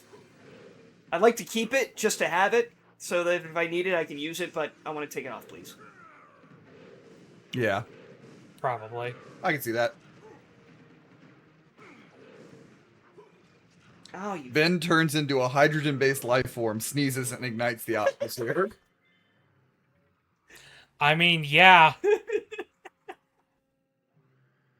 And there goes all livable life on Earth. I mean, what is that like Battlefield Earth, where they have an atmosphere that like? That sounds like Battlefield Earth. Because that movie's really dumb. But... That is one of like considered one of the 10 worst big budget movies of all time. I've never seen it. Same. I've seen some of the, because why would I? I've seen the makeup work and it's woo. Yeah. None of us are Scientologists, so why would we? Is that the joke? I don't know. It's like based in Scientology, I think. I never heard of that. Yeah, I haven't heard that, but also I But don't. I also don't doubt have it. evidence to refute you. I was gonna say I also don't doubt it. So, well, yeah, sure, let's go with it. Because I thought that's like the whole reason John Travolta wanted to be in it. Might be. I don't. It's possible. I don't want. No, I'm not gonna look it up. I don't care. So Dashin, wait. What's wrong with being a Scientologist? Oh no! Wait, Deshin, I thought you were cool. My good friend Tom Cruise says it's perfectly fine. Oh, I should have seen if I unlocked other. Oh wait, I can just. What's the fucking trapped in the closet episode with South Park? That's all I think of. I heard I figured. Tom Cruise is trapped in the closet. So And I I pulled out my gun! Why would he come out of the closet? That is, in my opinion, the best episode of South Park. It's up there. I love that episode so much. It's up there. What is it? That's one of my favorite Randy bits ever, where it's like, Dad, Tom Cruise won't come out of the closet. Well, we all know, son. And then it's like, no, really. And then he's like knocking really politely. It's like, Mr. Cruise, can you please come out of my son's closet? I think South Park is at its best with absurdism, juxtaposed with just the low-key way the characters talk. I think that's when South Park is at its best. One of my favorite just line reads ever in South Park is in the Imagination Land episodes. And they're getting there, and everybody arrives, and he's with Aslan and Jesus and all these people, and so it's just, well, how'd you get here? Oh, just Project Imagination Land Doorway or Project something Doorway, and just the Aslan just like Project Vision Doorway, and the way he reads it, it's so good. Ah, shit. That It's a I really hate that I can't really say it on stream because Twitch guidelines, but I do love the climb aboard, kids, let's have fun. Are you gonna it's just the sheer shock in his voice. Like the sheer utter horror of that's where Butters' mind went. That's what makes it so funny. Again, I hate that I can't actually say the joke because of Twitch guidelines, but it's a sound on TikTok. I know. I'm aware. I think though my favorite South Park episode is the one where all the KFCs get all closed down for the pot dispensaries. The Kentucky medicinal chicken. Yeah, that and because I think it's one of my favorite Cartmans is when he's having gravy withdrawals. And he's and he goes to get gravy. And he's this is Church's chicken. You cut it with Church's. He's so upset at the gravy. It's also just top tier Randy in that episode. Can I get some of that marijuana? Oh well, it's medicinal. Probably my favorite South Park episode is a really simple one. It's Biggest Douche in the Universe. Yeah, that's a good one. Because one, it has the Rob Schneider bit, which is amazing. Rob Schneider. But two, it's got one of my favorite line reads from Stan ever, where it's like, but I'm a psychic. No, dude, you're a douche. I'm not a douche. What if I genuinely believe I can talk to the dead people? What about that? Then you're a stupid douche. I have a great idea. I'm gonna sell weed to the Chinese. South Park, am I for that yet? Not yet, sir. The episode where I've seen it a bunch, so I don't think I wouldn't put it up like really like top tier, but it's an episode I've seen a bunch, so it's what I remember is the one where the whales and dolphins are all being killed by the Japanese. And the whole reason they're hunting whale and dolphin is the Americans lied to them and said that's who dropped the that's who dropped the bombs. That's the whole reason they're hunting down whale and dolphin, because whale and dolphin killed dropped the nuke. And that episode, because it also has like the subplot where like they form a band subplot, and Cartman is singing Poker Face.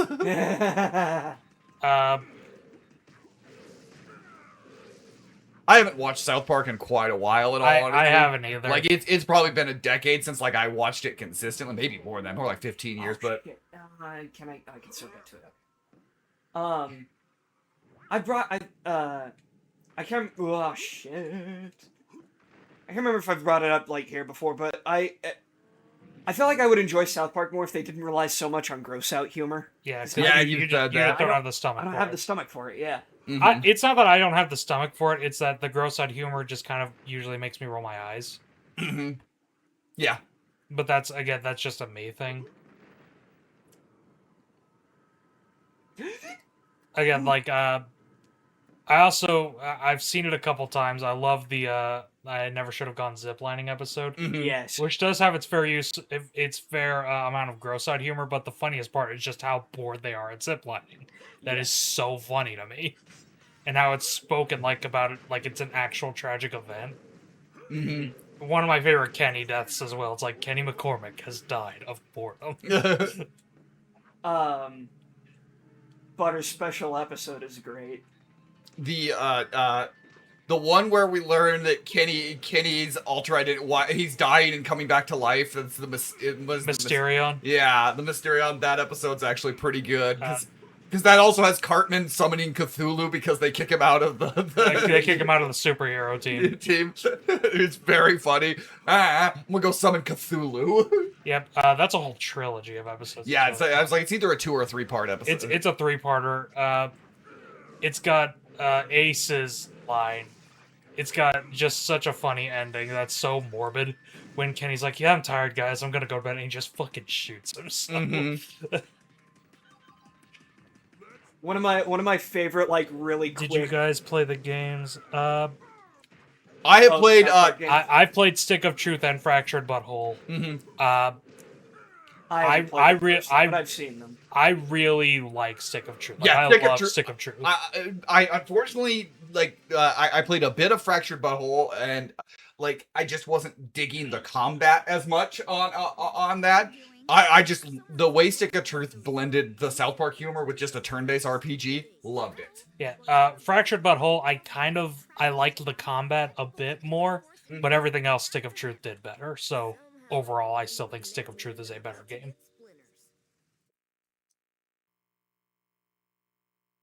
Also, apparently last season sucked. Well, I've heard mixed things on it, but it is definitely one of those that they are very self-aware, and intentionally in some of that. But I don't know. There's I think there's something with South Park that it's an ebb and flow show. It's good sometimes. In a season, it'll have like elite, and it is ups and downs.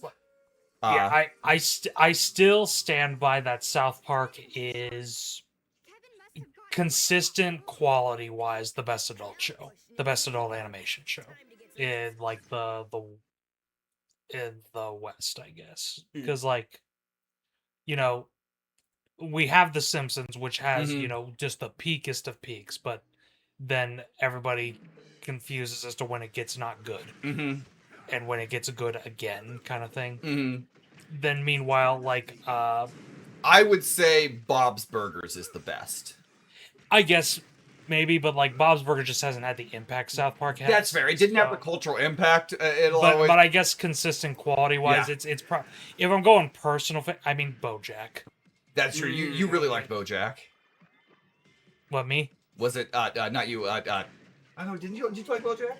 Sean, I've never seen BoJack. Oh, okay. I saw the first season. I've What never. am I thinking of then? Archer? No, I'm definitely not thinking of Archer. Obviously, I mean I like Archer a lot. I don't know what you're thinking of. Who knows? Who knows? Brain does the weird things. If you remember later, let me know. But like, no, Yeah. I don't know what you're talking about. No, I've never seen BoJack. I've seen clips, and the clips I've seen are spectacular. But like, I've never watched the show because like, oh, it's really depressing. Oh well. Yeah. Yeah, that is what I've heard. Well, I was gonna say earlier when we were still talking about South Park. One of my favorite, like, really quick jokes is PC Principal's in his frat house, and one of his frat brothers is trying to tell him something really urgently, and he's like, I was on it. It was something to the effect of like, I was on a date with this half Filipino woman, and I was talking to her dad, and I was asking him about what it was like, what the struggles of living as a Filipino man in America were like, and then he said some things, and then again, like he totally glossed over everything he was saying. Venture Brothers? No, I haven't watched Venture. Yeah. Brothers. Were you thinking of Smiling Friends? Maybe I don't know what I was thinking of honestly at this point, but I know you like Smiling Friends. That one I did. Well, because Smiling Friends is hilarious, or was. It's officially over. But... The I wonder if you can use accelerate. obviously like there are things like some of those Adult Swim shows that were like really popular. I love Harvey Birdman. Harvey, Birdman's I was really like funny. Birdman, Harvey Birdman, Attorney at Law, Space Ghost, Coast to Coast. Those ones were fun. I said I know a lot of people who really loved Aqua Teen. I was never huge. I never watched it was Aquatine. fine. It's one of those really weird shows. That's one I've kind of wanted to watch. I Like I kind said- of feel like Mason would like it. Like that's kind of a Like I said, I've seen bits that are funny, but I haven't actually watched it myself. You- Drawn Together, Brickleberry. I've seen a bit of Drawn Together. yeah. And Brickleberry looks really bad. I never watched it. Drawn Together, like it has a couple jokes I like. I like the whole concept. I wasn't sure if the whole thing would have been for me. Obviously, I said I haven't watched the most recent relaunch stuff, but I do. Futurama, fantastic. Yeah. Even even sometimes in the Comedy Central episodes, which some of them weren't, there were times where it just wasn't as good. But when it was really good. And Futurama, they said I haven't watched the relaunch, the Hulu stuff, but the finale of the return on Comedy Central was the second finale. yeah. Well, because the first finale wasn't initially really supposed to be a finale. Right. They had other seasons planned, like they were doing. It's very beautiful, but it's not really a finale. The Comedy Central one was a finale, and felt like a finale.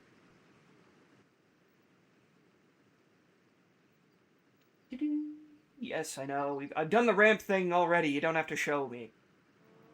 Whee! Okay. Oh, hi. There's no record of these Doggy! computer. Mason can pet the doggy. Dog. Off-world species.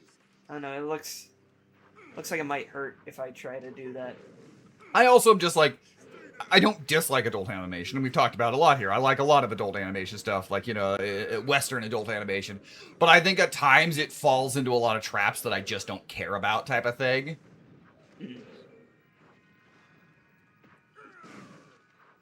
Where one of the things that said it's always meant... going from Comedy Central to Hulu was a downgrade. Yeah, I definitely felt, even without watching it, it definitely, I expect it to be. I saw that. But, because it always is adult animation, it's always trying to be comedy. And the ones that I remember the ones that can blend drama and comedy really well. And have the emotional moments while being very funny. But, you know, other countries and other adult animation stuff a lot of times isn't just meant for comedy. It's just meant for as a storytelling. And so, like, I'm like, oh, I just want some, you know, adult animation that is, you know, meant for adults that is just animated. Would we consider Primal in that? Oh, yeah. Well, Yeah. Primal's a masterpiece. Yeah. Season 1 of Primal is my favorite season of television ever made. Yeah. Season 2 is still good. It's not as good, but yeah, season 1 of Primal is my favorite season of television ever made. That's the one that's like, yeah, that's like, Yeah. that's the example I can think of. It's like that it's an adult animation that's not like a comedy. Yeah, and season 2, despite the whole season being weaker, season 2 does have my favorite episode of the series. So The Brickleberry guys also did Paradise PD and Farzar. It's also damn stupid, but it's a guilty pleasure. All right, that's fair. I haven't seen any of those. That just so you have to be really smart to create something so dumb. But anything obviously I'm talking about. I'm an Invincible fan, you know, so that's, you know. Oh yeah, adult animation, so that exists. Yeah. I like, and Damn it! I hate these speed puzzles. yeah, I remember not liking this puzzle. Because I Damn it! I got stuck on that thing. didn't like the speed stuff, but because their animation has that. Yes! I haven't yet. I am still. I said I'm behind on Invincible. I'm gonna catch up and watch all of it. Probably I'll probably have to watch it during the summer once school's over. I keep getting like these banger ass edits of Invincible on my TikTok, and I'm not sending them to the group chat because I'm like, I don't want to spoil anything for Sean. Mason doesn't give a shit. Mason will never watch it. But like, Hey, you don't know. You do know that. I know that. But like, no, I keep seeing these banger ass edits on my timeline, and I'm like, I can't send him to Sean. He hasn't finished the goddamn series. Like, I don't care about spoilers, so I don't care. But I'm like, I don't. But yeah, we've talked about it on multiple streams there. I like Invincible. I wish sometimes they took a little more time and made the animation better. Yes. There was one clip I saw where I'm like, holy shit. Like a dragon's chasing Oliver, I think is his name, and it literally stops the animation and becomes a sliding PNG. And I'm like, oh my god. Yeah, there's multiples of those. They've done that several times. Again, I get that animation works have done this a lot of times, but I get like for me, I see that, I can laugh at it, but if the writing carries it, the writing can. Yeah. Like, and I think for me, Invincible, the story, I fully understand people that are like, you need the animation to be step up. animation's hard. But also someone pointed out something really smart that I didn't think of. It's the shading. Mm-hmm. The shading is what makes the series look cheap a lot of the times. I agree. And someone just really simply fixed it. I'm like, holy shit, that looks a million times better. Mm-hmm. And again, like, I'm not saying like, oh, it's easy to do that. It's not, because I don't know shit about animation. Some of the stuff is though intentional because they're doing it different ways. The style is again, it's more than it is more than just in some ways. They do need time. Like, obviously they need time, but there's other intentional things they have done that have kind of made it. But spend all the money on voice actors, yeah. Okay, yeah, you saw that too. Yeah, see, like it's the super simple edits, and I'm not, again, I don't want to say simple because I don't know shit about animation. Mm-hmm.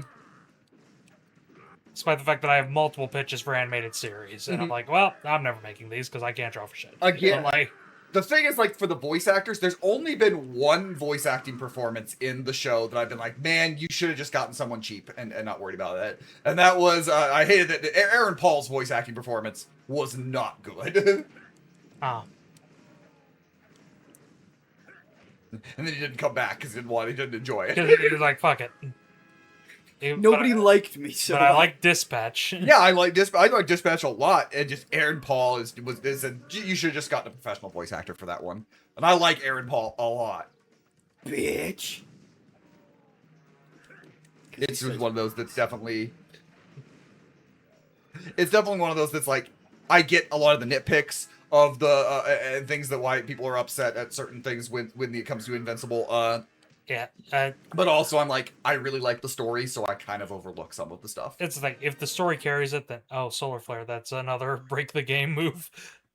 Is it circle, triangle? Okay. If that's the one I'm thinking of, I think that's like the Chaos Blast. Oh, we're gonna find out. Ooh. Oh, it's more like It's more like a crescent. Yeah. Isn't there? Is Shadow can do a thing like that, right? Throwing. I think so. I actually more. I can see Shadow, but I also think of Sonic Wind from Sonic Battle. Yeah. Sonic! Jesus Christ, I realize how many times I said in that sin. Like, adult animation series, they can be good, but, like, I can't think of the last one I've, like, actively gone out of my way to watch. Like, even people in the same circle who watch stuff like me, I don't go out of my way to watch. Like, I think the big one has Been Hotel, where, like, a lot of people in my circle watch it, a lot of people in my circle like it, I just myself have not. Has Been Hotel was one of those things that, like, I had no idea about the online stuff before it came out. No idea about all the stuff. Didn't know anything about Vizzy and any of that stuff. Oh no! Predacon! But it's one of those that's like, the concept is really, really interesting. Perceptor, my bad. And I guess a lot of people are upset with Has Been Hotel simply because it's the show was very different than what she was pitching back in the online era, and things like that. Which I have watched the pilot, but that was when it came out. It is a very different. Again, I enjoy Has Been Hotel. It has got really good moments. I also think it's one of those that, especially the latest season, so much of the developments at times feel really rushed. Like, the character and stories feel really rushed. And I'm like, man, that could have, like, I'm not saying you need to, like, sit for a while, but, like, that story could have gone a little longer, and we could have had, like, a little bit more in the development and different things. But again, like, it has a lot of fan bases, a lot of people in the fan base. So, like, yeah. Again, I think musically, I'm like, I really enjoy it. I enjoy listening to watch the big fun musical stuff. As far as the show goes, it's fine. Yeah, that's like I said, I love me and Mason both love Digital Circus. Yes, that's the other indie show. Gaslight District is another one I love. I love Gaslight District. In terms of just it's not really adult. It's more adult, but it's like the just kind of the Western shows that aren't geared towards kids. But really, that's about it. Like, I didn't watch Knights of Guinevere, which I know a lot of people were really interested in. Yeah. Because it was the Owl House person, Dinah Skelly. Yeah, I heard. Diana I haven't. Scully, I haven't had a Dinah chance. Terrace. Again, the people who love Knights of Guinevere really fucking like Knights of Guinevere. I just haven't watched it myself. And again, I really, really liked Owl House. Like that was and I know that wasn't not meant for it. Yeah, I know, but that is absolutely one of those shows that is got a kids in mind, but it doesn't. It's not made for little kid. It's not gonna hold your hand in me like just because kids may watch it. And I liked the second half of Owl House. Well, yeah. Again, you've talked about your issues with magic. That's not it. The magic stuff wasn't even like my biggest issue with Owl House. It just took me a long time to really get into that show for whatever reason. I haven't watched Owl House, but I like Black Clover, and I've heard it's basically the same thing, except instead of a twink, instead of a weak nerd girl, you're following a buffy screamy dude. Yeah, Deshin, you're right. Gargoyles fucks. Yep, that was the answer right there. Yep, 100% Gargoyle. But there's a lot of those like older 90s shows. Yeah, that, Gargoyles was one where I'm like, holy shit, that's a lot better than it has any right to be.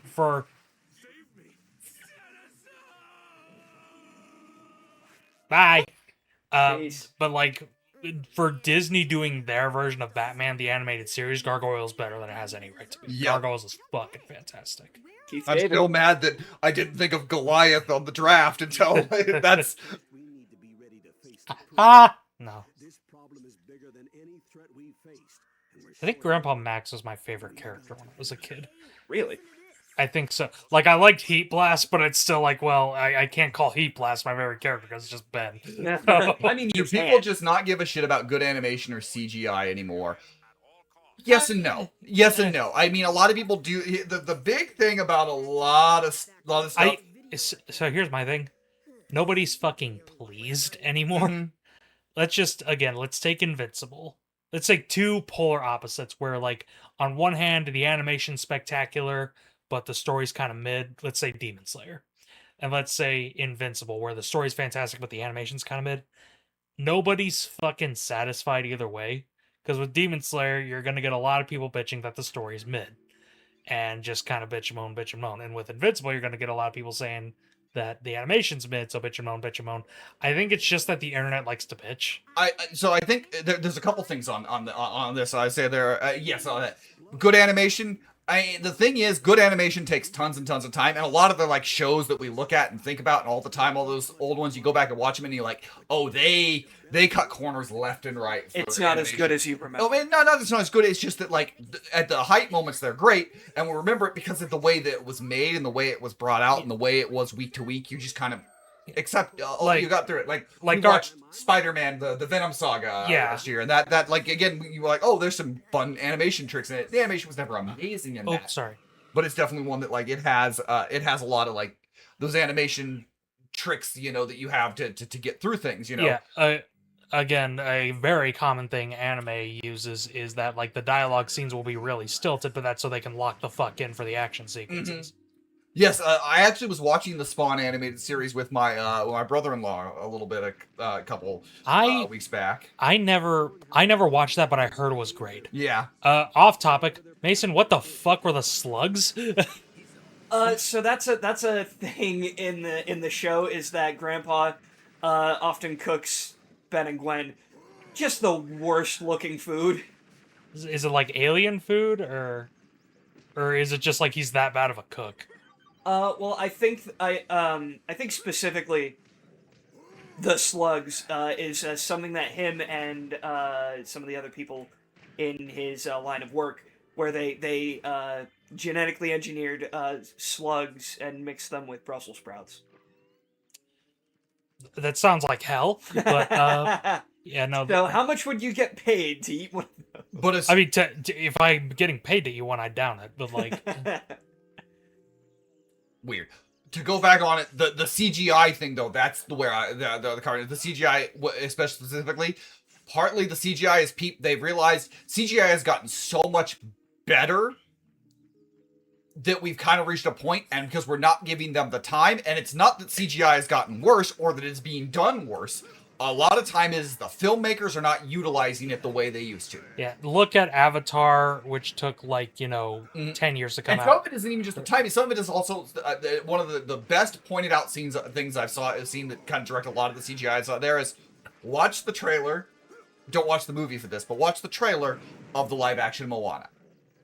And there is a scene where Moana and Maui are facing each other. And so as you notice it, the sun is behind both of them. Huh? On one side, it's cut back and forth, and each time, lighting is a problem. Lighting is a serious problem, especially when you're doing so much on green screens and doing so much and fixing it and putting all the computers and things like that. Well, We're not lighting it. A lot of the stuff is not being lit correctly as we film it. So when you go in to fix it, you're not fixing it. And so a lot of things look worse because that's what's going to happen. It looks cheaper. It looks worse made. One of the reasons why Davy Jones is always held up as like, how he looked in the Pirates movies as being so awesome was because those movies gave a lot of time, but even so, like the CGI time frame was about a year on Pirates 2 and 3, and they did them, a year because the movies were about 9 months apart, 2 and 3, maybe something like that. I want to say it was July. It might be 10 months. I want to say it was July of 2005 or 2006, and then May of 2007. Because I know it was Memorial Weekend for the third Pirates, and a lot of that is those things they had more time on the CGI, but also Gore Verbinski was lighting things really well. So things and filming things in well, and you were filming things on set. So when you were filming stuff in, you weren't creating literally everything. You weren't saying, "Oh, well, I can put that in there." It's a CGI artist on like a Marvel movie has to like do okay, all right, well, I have to put Spider-Man's entire mask on in this scene, and this mask in this scene, and this and this, and this and this, and do this, and I have to create this monster. Oh, and I have to take this out and this out. I'm not going to be able to do the lighting as much because I have to do so much in each scene, whereas it was a lot less back then. I think it's because there is less geniuses and it's just outsourced to sweatshops. Like, not CGI cartoons now all look the same. There's a bit, but that also that absolutely there's a bit of that. You kind of just outsource to what they are, but also cartoons, as always, have kind of gone. What are you making? Everyone kind of follows along a lot in that of that style. Yeah, whatever the Jelly bean mouth, baby. whatever the most popular thing is, it's gonna be what. Yeah. Yeah, you make what you're watching at the time. That's why in the 2000s there were a lot of action cartoons, because action cartoons were all the rage. Trying to bring it back on topic. Yeah. Whoa. It's weird, I had Ben 10 toys, but like in terms of the action cartoons I watched, bitch, I was just asleep. Like that was my thing. Damn. Like again, I watched Ben 10 enough, but like I don't watched Ben Uff.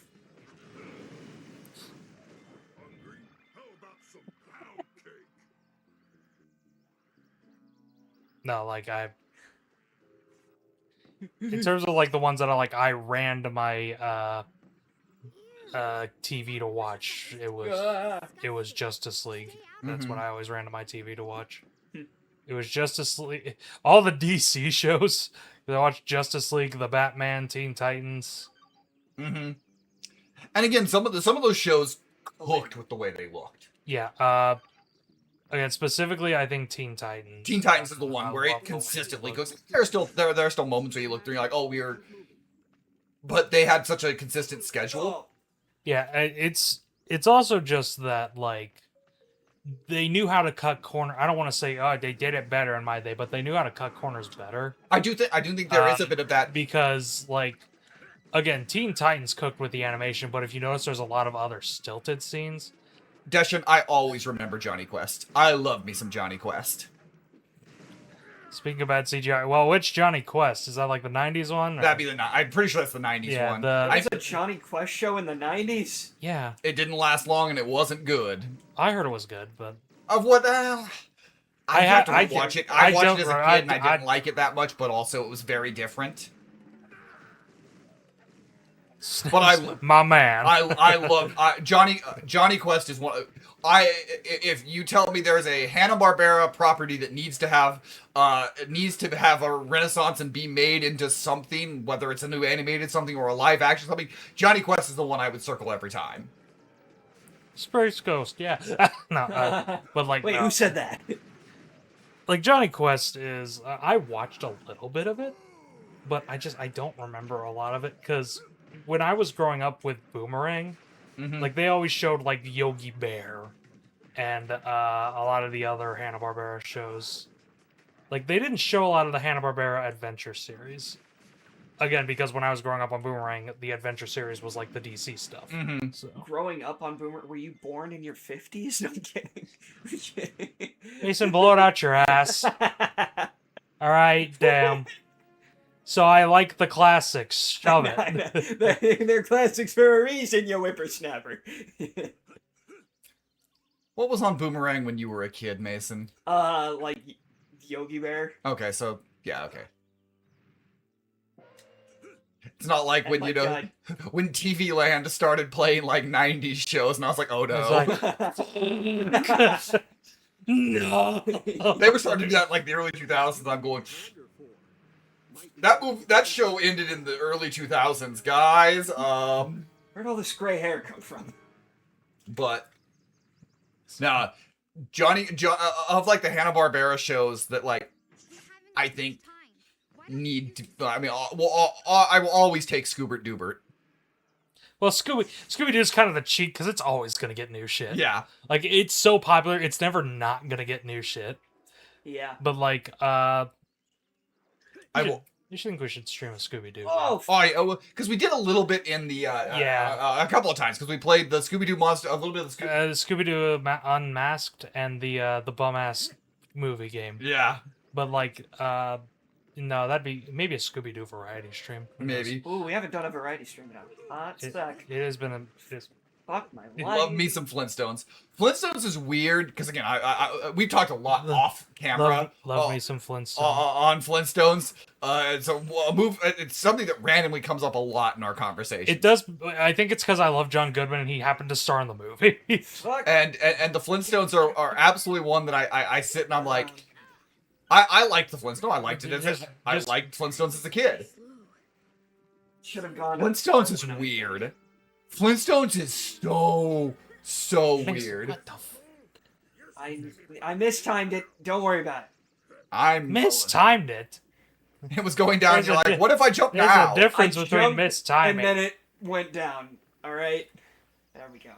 I'm gonna say there's a difference between mistiming it. There's a difference between being mistimed and just being fucking wrong. Shit. Love me some Flintstones. Deshin, did you ever watch the one 60s movie where Fred Flintstone became a secret agent? That shit is weird. Secret agent man. Fuck me, yeah. Oh! Send to another one. That's great. Yeah. No. So, yeah, in terms of Hanna-Barbera stuff, like what was it? Yeah, like I said, it was mainly like Yogi Bear. The Man Called Flintstone? Yes, that one. The Man Called Flintstone. That one. I watched that one when I was bored one day, and I was like, what the hell? I didn't... Mainly because, like, I didn't realize they would actually consider how firearms worked in the Flintstones universe. Oh, yeah, no. And they did. And I'm like, I'm just impressed. Wait, how do they? It's just rocks. Oh, that's funny. Yeah. I used to watch it a ton, but I love Flintstones Meet the Jetsons. That was my... You brought that one up a couple Yeah, it's one I kind of want to do for the podcast, because it is like, I have a lot of nostalgia for it. I think it also is, in a lot of ways, it shows both the strengths and the weaknesses of both of those shows. Fair enough. Die. There's a couple things I want to do for the podcast, but I'm like... Yeah. Because it's like... There's some where, like, I want to do it, but, you know, what would we talk about? Like, you know... when What can we say about especially it? famous stuff. Mm-hmm. Usually, I am hesitant to do something because what can we talk about for one of two reasons. One is like the Lilo and Stitch reason. That's always my go-to because that's one of my favorite movies. Love to talk about it. What the fuck would we add? Mhm. It's a good movie. And then two, which I brought up just the other night, or maybe even last night, is the Madness Combat thing, where I would love to make you guys watch Madness Combat. What the hell would we? There's a couple of Christmas specials of the Flintstones. Yeah, because it's before Jesus. Mhm. There's that one. There's also when they did the Christmas Carol and Fred Flintstone plays Ebenezer Scrooge in the play, and he starts kind of becoming Scrooge-esque. It's a very weird. That is like he takes on the a little bit, but a lot of it is just Scroogeism. he's been ignoring Wilma, but Wilma's doing all the work to put on the play, and he's like, I'm the best, I'm Ebenezer, so I'm the most important part, and then like people are sick, and so Wilma like just keeps subbing in for different characters all the time, and you sort of realize, wild. Wilma's awesome at this and taking over. It's a very weird film. It was a very weird. When as I was doing my as many Christmas carols as I could fit in this Christmas, and I will continue this next Christmas. So if anybody follows me on Letterboxd, that's where you'll find all my Christmas carol takes. I can't wait till you watch the one with Luke Evans. Did either of you ever watch the Grandma Got Run Over by a Reindeer cartoon? Yes. I have seen that one. Yeah, I That- don't remember that's anything about it, but I have. That's a crackhead one. 'Cause that one's like, what the fuck? Yeah. Well, I finished all the yard work. Now where's my reward? Hanna-Barbera cartoons, though. Another alien plant outbreak in Seattle, but don't worry, you'll have at least A lot of them just can like it's a lot. Don't need a whole lot from them, but yeah, Johnny Quest is the one that I'm like they never really reached the Johnny Quest potential. Peak. I'm curious as to what you said that about. Yeah, I'm wondering what was peak. Was it Grandma got run over by? When Grandma got run over by the reindeers, Grandma got run over by a reindeer peak. Sentence our new sentence. Did you know that Star Trek the original series had a Hanna-Barbera cartoon? Yes. I did know. Sorry, the animated series, and actually in some ways it's Hanna-Barbera animation, so yeah, but some of the storylines Hanna-Barbera equals peak. they could do Hanna-Barbera equals peak. They could do more of the storylines because at that point the animation versions. Yeah. So some of they redo it's a lot of the same stories but just in animated, but they do them. Some of them are actually a little better. All I know about the animated series is one, that's where they have the fur bait because there's a anthropomorphic cat person who's part of the crew in that one, and two, that art style is the one they used in the comic book crossover with Transformers. Mm-hmm. Oh, this boss fight sucks. Yeah, this boss fight is awful. It's alright. We can do this. It sucks in a familiar way, though. Here we go. SWAT cats. Oh, yo, SWAT cats. Yeah. Fuck yeah, SWAT cats rules. I backed the comic book on that on Kickstarter recently. Nice. There's a lot of I actually, if Mason wasn't playing the game, I would break out my entire like SWAT Cats complete series collection I have down there. that one didn't go long, did it? 2 seasons. 2 seasons. No, I was like, not a lot. That was one I watched a lot. Oh shit, I blocked. The blocks. I say blocking breaks the game. This boss the exception. Bosses are it worked. It worked earlier. No. Maybe be Heat Blast. Yeah, but I'm gonna need to be him anyways, because the ramps are gonna go up, and I'm gonna have to be Cannonbolt later anyway, so I might as well just be him now. Okay. Watch the damn thing over and over again. You pulling out books? Not books. I'm trying to see if I can find thing. Oh. A Venom game was in the works at Insomniac. The game was canceled after Tony Todd passed. Was Tony Todd Venom? Yes. Wow. Okay. Well, that sucks. I did kind of wonder if remember honorary Bleepy Tony Todd. Mm-hmm. Uh, Probably they didn't just recast him just for the sake of Mhm. respecting the character. that's it, I mentioned this a bit in the Bleepies when giving the award to Tony Todd and talking about it. Every person when they talk about Tony Todd, it's like the amount of respect he had in the industry, despite never like really getting big. Yeah. I was watching a Let's Play the other day, and a guy was talking about he was supposed to meet. There were like two people that he was supposed to meet at a Comic-Con that died of like similar things, and one of them was Tony Todd.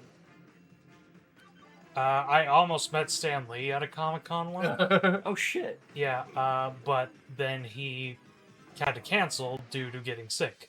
A year, like 2 years later, he died. So I still remember where I was when I heard about that. I remember it. I was in class. So was I. I don't usually cry for like celebrity deaths because I don't know him personally. Stanley was an exception. I cried at Stanley. So. Mhm.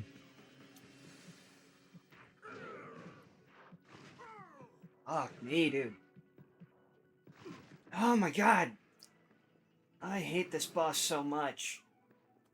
Okay, maybe. Fuck. Run. Run. Yeah. Shit. I failed you. Ah. Fuck. Do this. I can do this. I can do this. Okay, maybe you're right. I think maybe being heat blast, hitting them from hitting them far. from a distance and then switching over to cannon bolt. My worry is that I'm worried that he's gonna get out of like the little stun thing that he gets in before I have time to get to the ramp. It's better to try it. Mhm. That's true. Yes. I think that's how I did. How I did it. If because I feel like I did things long range before it, but Fair enough. I don't think I ever have, but I might when Bruce Campbell died. Yeah. Yeah. There's a couple celebrities I know I will cry when they pass. Arnold Schwarzenegger is one of them. you said Dick Van Dyke is probably Dick Van Dyke, I don't know if I'll cry, but I'll be like, Yeah. Dick Van Dyke was like, as a kid, like Dick Van Dyke was like my favorite actor as a kid. try the crescent. Yeah. It's...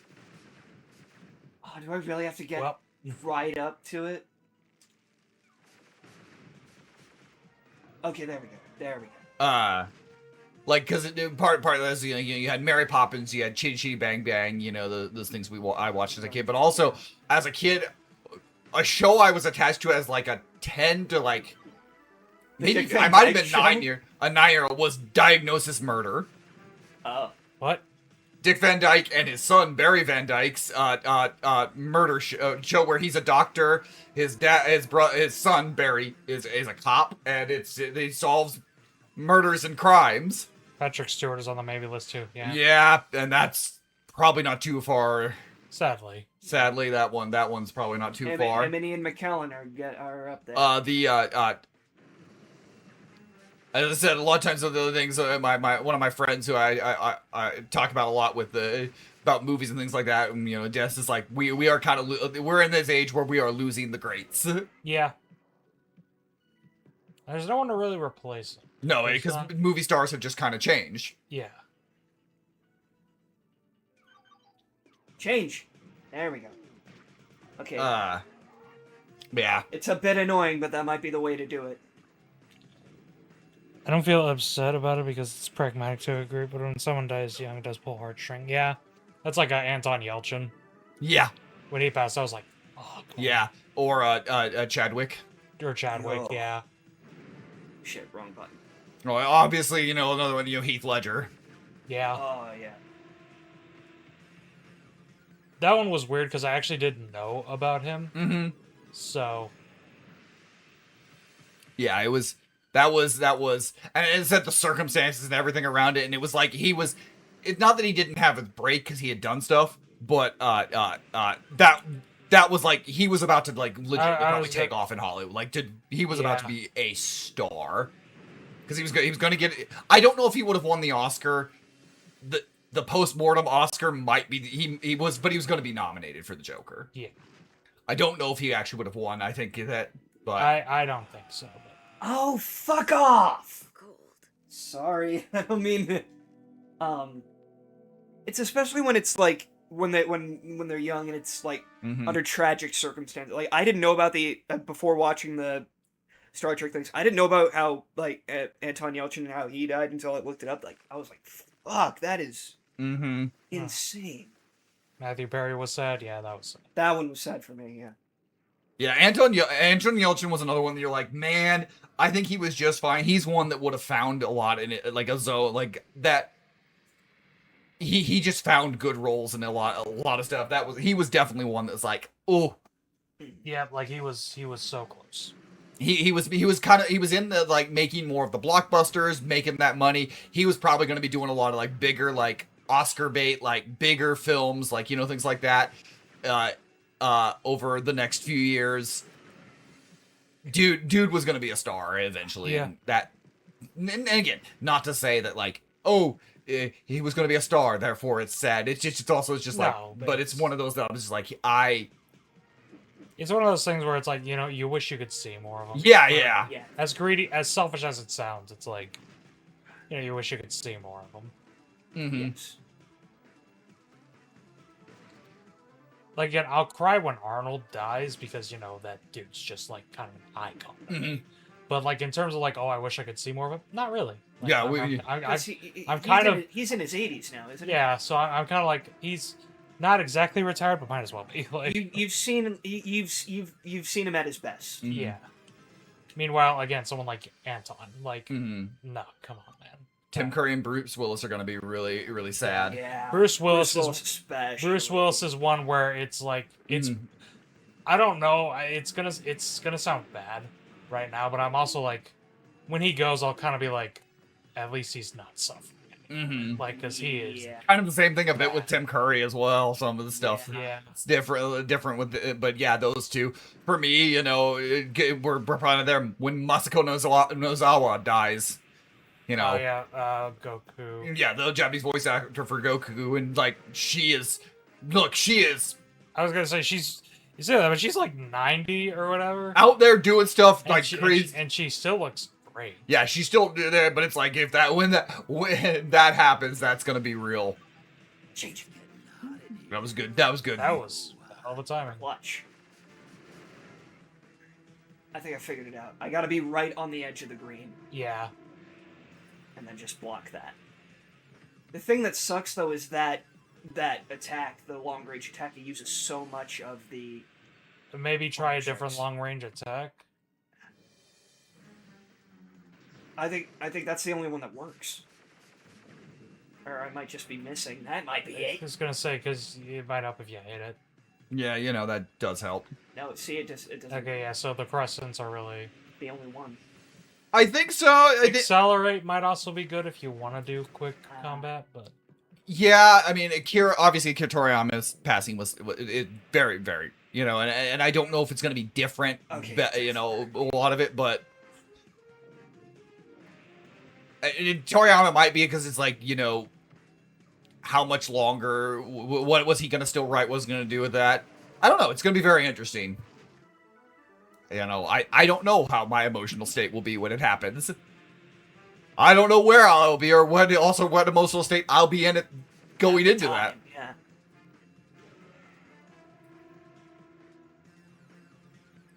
I know you That's- I know I of the three of us I'm the one that cares more about music than you guys, but there's a musical artist that I'll feel the same. Like when Steven Tyler dies, I will be a wreck. right. What?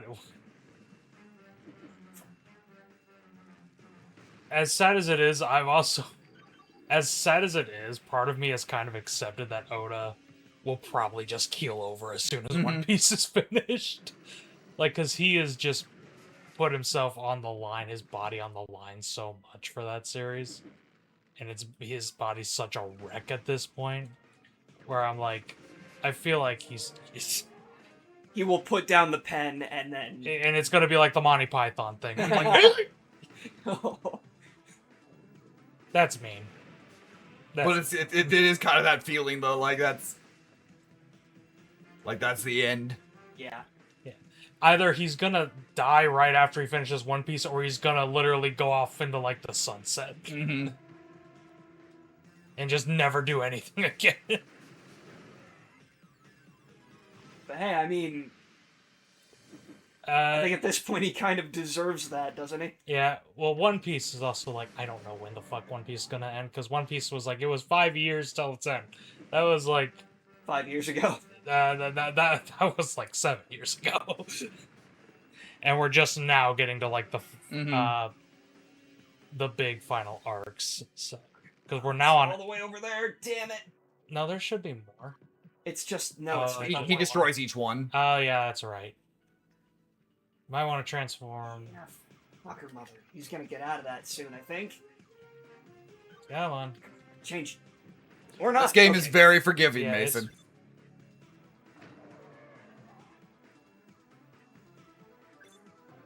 I know. I just don't want to fuck it up and have to do this over again. I You're know, fine. I know, you're fine. I feel like when I played, I messed up one of the inputs here, and it pissed me off. I feel like that was part of the series. I hit like triangle on one of them, and I was so mad. Ugh. Thank God. Good point on Monty Python. John Cleese will be sad too. Oh, and he's getting up there. Yeah. He is up there. He's in his 90s now, I think. Right? I thought he was still 80s. Yeah. The ladies. Sweet. Another Omnitrix crystal. Let's see who I've got now. And Oh now yeah, I've this got guy all I the- never fucking used. who you kept calling Whipvine, but his name is actually Wildvine. Yeah, because I don't care. I never used. Oh him. yeah, Wildvine. I like him. I think it's because you just unlock him so late, and I had already upgraded a lot of the other aliens. I was like, I'm not gonna bother. Have been charged up by Wildvine's DNA. This can't all be a coincidence. Why are all of our bad memories suddenly coming back to haunt us? Unfortunately, Contender of fun for funniest tweet of the year is this one. It says, "When a film divides critics and audiences, it has 4 films." Do you want to guess what the 4 films are? But it's like Michael, Melina, Mario Mhm. Galaxy. Nope. What? Michael, Melania, Venom, Boondock Saints, which are all 10 to 40% Rotten Tomatoes, and then all have 80 plus user scores. Yeah, except Melania's bad. Yeah. I also really don't like the first Venom, so. That's why nobody likes you. That is the I'm reason. kidding. I I finally watched. Freak! I finally watched Venom: The Last Dance. What the fuck? still haven't watched that one yet, but yeah. I mean, you don't like the other Venom movies, so I can't expect you to like that one. Yeah, I said I can sit and watch There Will Be Carnage and just laugh and have a goofy time with it, even though I think it's objectively a worse movie than the first one. My thing with the first one is I'm just so bored in that movie. It just bores me. Yeah, I don't know. Like, and again, no, I'm not gonna get into this argument. and again, Carnage has got enough entertainment to it, even though like it's really bad in parts. But it's like there's weird, goofy things that I can get into. It's the same thing why, like, while I don't like Morbius or Madam Web, I can still somewhat get into them because there's goofy and weird entertainment things. But meanwhile, Craven was so fucking boring to me. Like, if you're gonna make a bad movie, at least make it entertaining to me. Oh shit.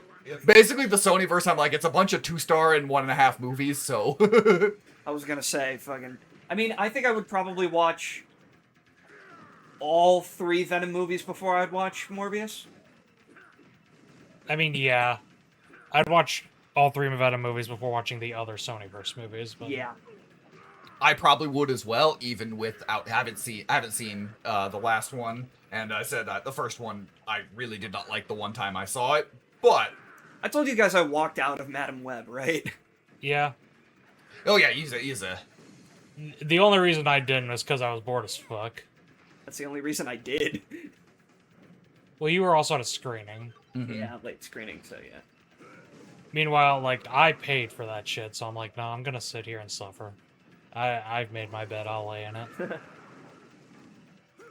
Which, Madam Web, it's not a surprise I consider it worse than Morbius. yeah. Like, I Here's what I say about all the Sonyverse. Madam Web is the worst made of all of them. I can find some really dumb entertainment in Madam Web, but there's no doubt none of the movies are as badly made as Madam Web. Like, it is unbelievably badly made.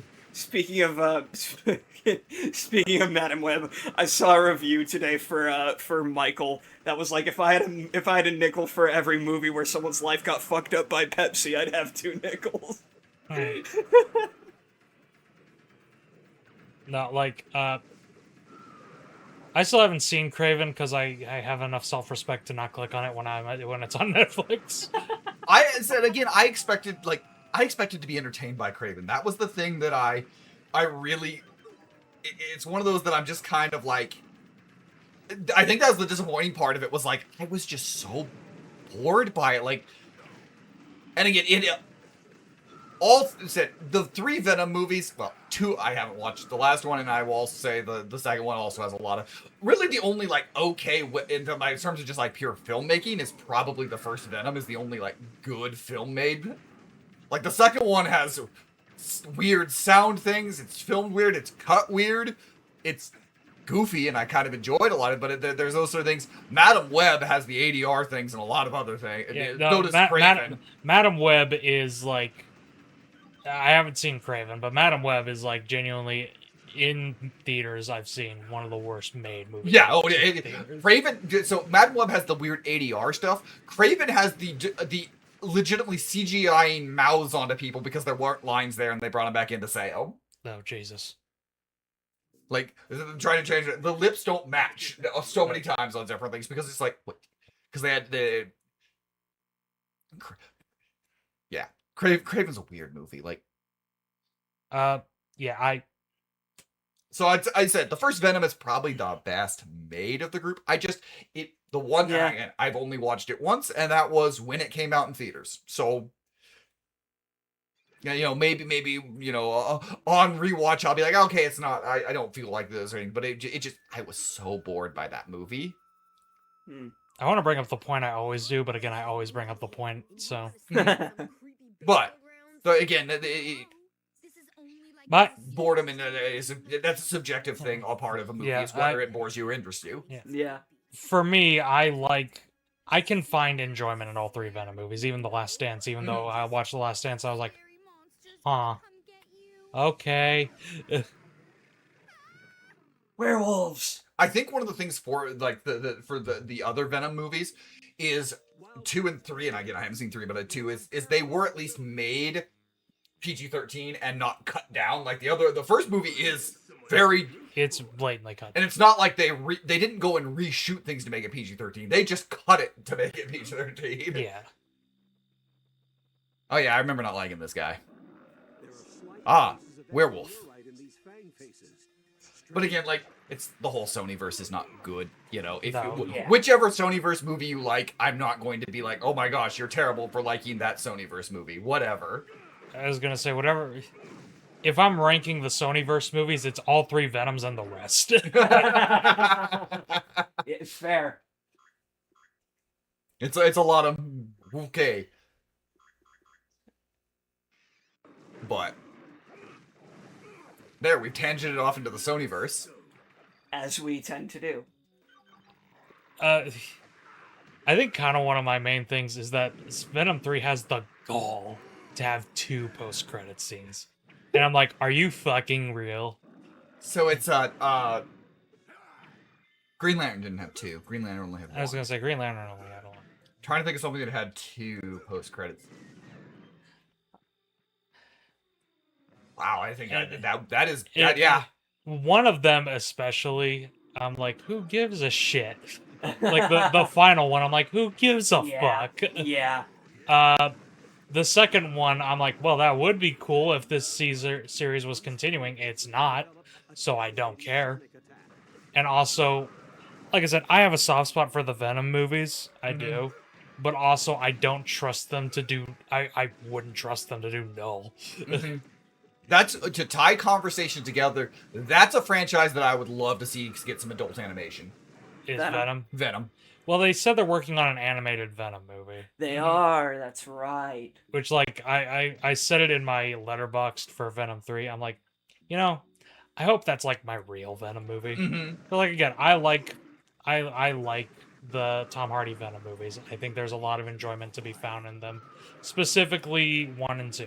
Mm-hmm. Like specifically 2. I think there is a lot of enjoyment to be found in 2. I think that's the thing about it. Is that like 1, I left irritated and bored there. 2, I was like, it's bad, but I was like, I had fun with this really stupid movie. Like that movie's fun. It's dumb.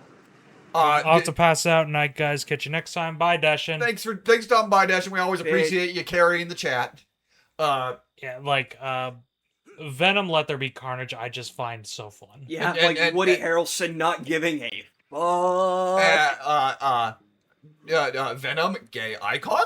It's also just like I genuinely think the final fight's sick as shit. Yeah, actually, it is pretty. Like cool. I actually do think the final Like fight when Carnage says "Let there be carnage," and the bass like booms in the theater, and if there's like lightning behind him, Yeah. goes fucking hard. yeah, it's that the entire again. I genuinely love the entire fight sequence between Venom and Carnage. I think it's very good. That's a movie I watched. That's where they spent their money. I watched Yeah. Let There Be Carnage, and I'm like, I'm confused. Should we let Andy Serkis direct more movies? I don't know. Well, he's directing Animal Farm. Oh God, maybe not. Maybe not. And then he said Andy Serkis legitimately, like, his directing credits. Carnage might be his best. Well, that's just be Caesar. Just be Monkey. And again, I know he spent a lot of time before, doing Smeagol and Gollum, a lot of stuff. Like, he was very much behind the screen and worked a lot on a lot of different things. But, like... Yeah, well, each of the Venom movies had a different director. Yeah, each of them had a different director, because Reuben Foster did the first one, the Zombieland guy. Mm-hmm. It was... And he doesn't particularly like the Venom cut, because he did want to do an R-rated one. He just kind of agreed with it with the studio. Right, he was just kind of like, fuck it. Fine, whatever. It's Anything definitely for a not. fight, It's one of their where he said, I don't think he says, like, I don't think he said, like, I hate the cut that was in theaters, but it's not my cut, I think is what he said, something like that. And then the third, who directed the third movie? I don't know. Female director, right? Yeah, I know it was a I know it was a Tammy, woman. I think I is her know it was name. a woman, but Right? Is that who it was, or am I thinking of someone else? Oh, I'm thinking of someone else. I'm pretty sure it was. I did, but Kelly Marshall. Kelly Marshall. Oh, I was thinking of the director of the FNAF movies. yes. Mason consistently confuses Venom and FNAF. It's a problem. Venom: The Last Dance is her only directed movie. Yeah, I thought it was. She's been a writer on Saving Mr. Banks, 50 Shades of Grey, the other 2 Venom movies, and Cruella. Yeah, I now remember I looking that understand up why when why she the was Venom announced movies and are going, like they oh, okay. That's sure a credit, but that probably was a movie that was like, if I were the studio, it's like, well, the Sonyverse is dying anyway. We're just gonna go score. Might as well let someone see if they can do what they can do with it. Yeah, which, like I said, I do still think there's enjoyment in The Last Dance, even if I do think it's easily the worst of them. But again, I actually like the first one. It does have one of my favorite reads Venom has. It's when, I forget what their name is, but the symbiote predators, whatever they're called, the xenophages, when they drop down, the way Tom Hardy does Venom is probably the most real reaction. It drops down onto a plane, roars, and he just goes, "Oh, fuck!" And it's like, yeah, no, that's real. I do think there is a scenario. One of the things is also, I think, as the movies went on, I think Tom Hardy as Venom, the Venom voice was always good. His Venom, I think, is through all 3 of them. But I think after the first one, he kind of figured out how to play Eddie Brock. His Eddie Brock in the first movie is kind of odd. Yeah, I mean, his Eddie Brock's always odd. Yeah. Oh, it's very odd in all of them, but I think he finds a better... He finds a better balance. Balance in two, and I would assume that maintained in 3. Yeah, here's the weird thing, is that the Venom in the movies is like the polar opposite of the Venom in the comics. Oh, yeah. Which again, I don't actually mind it. It does kind of irritate me that now that's what people think it is. Mm-hmm. Watch our Venom saga, or listen to our Venom saga episode. The amount of tangents into The amount of Tom Hardy Venom. Yeah, but like again, there's some stuff that bothers me that now people think that's what it is. Like they think the symbiote is Venom. It's not. Venom is the combination between Eddie Brock and the symbiote. Yeah. The fact that they think the symbiote's the wild one, it's not. Eddie Brock's the kind of nuts one. Mm-hmm. But again, I can just kind of look past that because I'm like, well, the movies did ultimately start my love for Venom. So And even if I can look back on it after reading it and being like, wow, this isn't accurate at all, I still have a soft because spot they for were it. trying to It's- make it and really turn him into an anti-hero for it. Yeah, And they kind of moved away from anti-hero very quickly and just made him hero. just made him a hero. Which is fine. If that's what you want to do, I don't mind. I don't mind the take on Venom, I think, in that aspect. Now, I don't mind the take on Venom. I do. It's going to be one of those regrets where I'm like, man, I wish he and Tom Holland's Spider-Man would have got to meet. Yeah. Yes. You know, they gave us the post-credit scene and then did nothing. And then did nothing with it. You're saying a Sony versus post-credit scene? Nothing Oh, happened in it? shit. Something to do with Spider-Man, I think. Intriguing. The scene where neither of the actors were clearly in the None of the... No. Fuck no. They were not in the same post code, let alone on the same I do thread. like that, like the Morbius movie that we got was more, yeah, because there we got a brief glimpse of Scorpion again, and now Scorpion's coming back in this Yeah. brand new so it's like, we're going to get this Scorpion. Which really sucks that I'm one of the like 3 people who like Morbius unironically, not the Mhm. movie, but like the The character. character, Yeah. right. So it's like, fuck. I That's like just that's just the legacy of him now. I like the idea of Morbius, and I said I haven't done a whole lot of like reading comics or whatever, so there, but I've always liked the idea of it. The movie. What's that tweet where the guy was like, finally going to watch Morbius, and then he retweeted it with, I don't want to talk about it. That was me. I'm not gonna lie, our screening for it when Morbius came out as a staff was pretty fun. Yeah. There's actually a Morbius novel I really like. Yeah, you were reading that. Was it that right after? Or was that actually leading up to it? I think it was right after the movie because I'm like, because even though I thought it was bad, it did again start my kind of hyperfixation for Morbius. It's like, as oh, a what's it like when character. this character is done well? Pretty much, yeah. That was genuinely it. I was like, well, I this is a really cool concept for a character. I want to see what happens when he's done well. So I just, well, That's the thing I think of the 3 non-Venom Sonyverse movies. Morbius, okay, that's a character that has been done and is interesting in a lot of characters, and they've done stuff by himself. Craven, that's a very interesting character. Hey, Madam Web. And again, know. I probably am the closest to a Madam Web apologist, and I think it's a terrible movie out Why there. were they gonna do a El whatever the El fuck? Muerte. El Muerte. They didn't, but what they almost did. Why? And it said What they wanted to do an Aunt May movie where she was like a spy. the at least we've had random May comics and things like that. What has Madam Web been? The cartoon. This is the thing. She's just like the guide. Yeah. Like what? She's what's her face from Bond? She's M, Yes. but M's cool, and M actually does do things sometimes. What the hell has Madam Web done? That's I think the thing is like from a also just from a Sony perspective of it. It's like, you know what? I do give you a little credit for the balls of being like, yeah, we're gonna make a Madam Web movie next. It ends there, but So that's where the respect ends. But but like that is the most like abstract superhero that's been made into a movie, I think. Like abstract comic book character. Like I guess you could say the not Guardians again. before the first Guardians of the Galaxy a bit, but even then, Madam Web I feel is more. yeah, but like the Guardians have comic books where they do shit. Yeah. Like that is so much just that is a character. I guess we'll do that. It would be kind of like if you got hired and you were like, we want you to make a movie out of Baron Zemo. What? Okay, I guess. Even though Baron Zemo has things to do Wait, occasionally. No. This is what it is. It's you get hired get- by Fox, and you're gonna make the Blob movie. I'm gonna make an arm fall off boy movie. Fuck. It's yeah. It's just weird. And again, I'm probably the closest thing in the same way that Thomas is probably the closest thing to a Morbius apologist, I'm the closest thing to a And- Madam Web apologist. and And, like- I don't think it's a good movie. I was gonna say, and like Sean, I do not think Morbius is good. Yeah.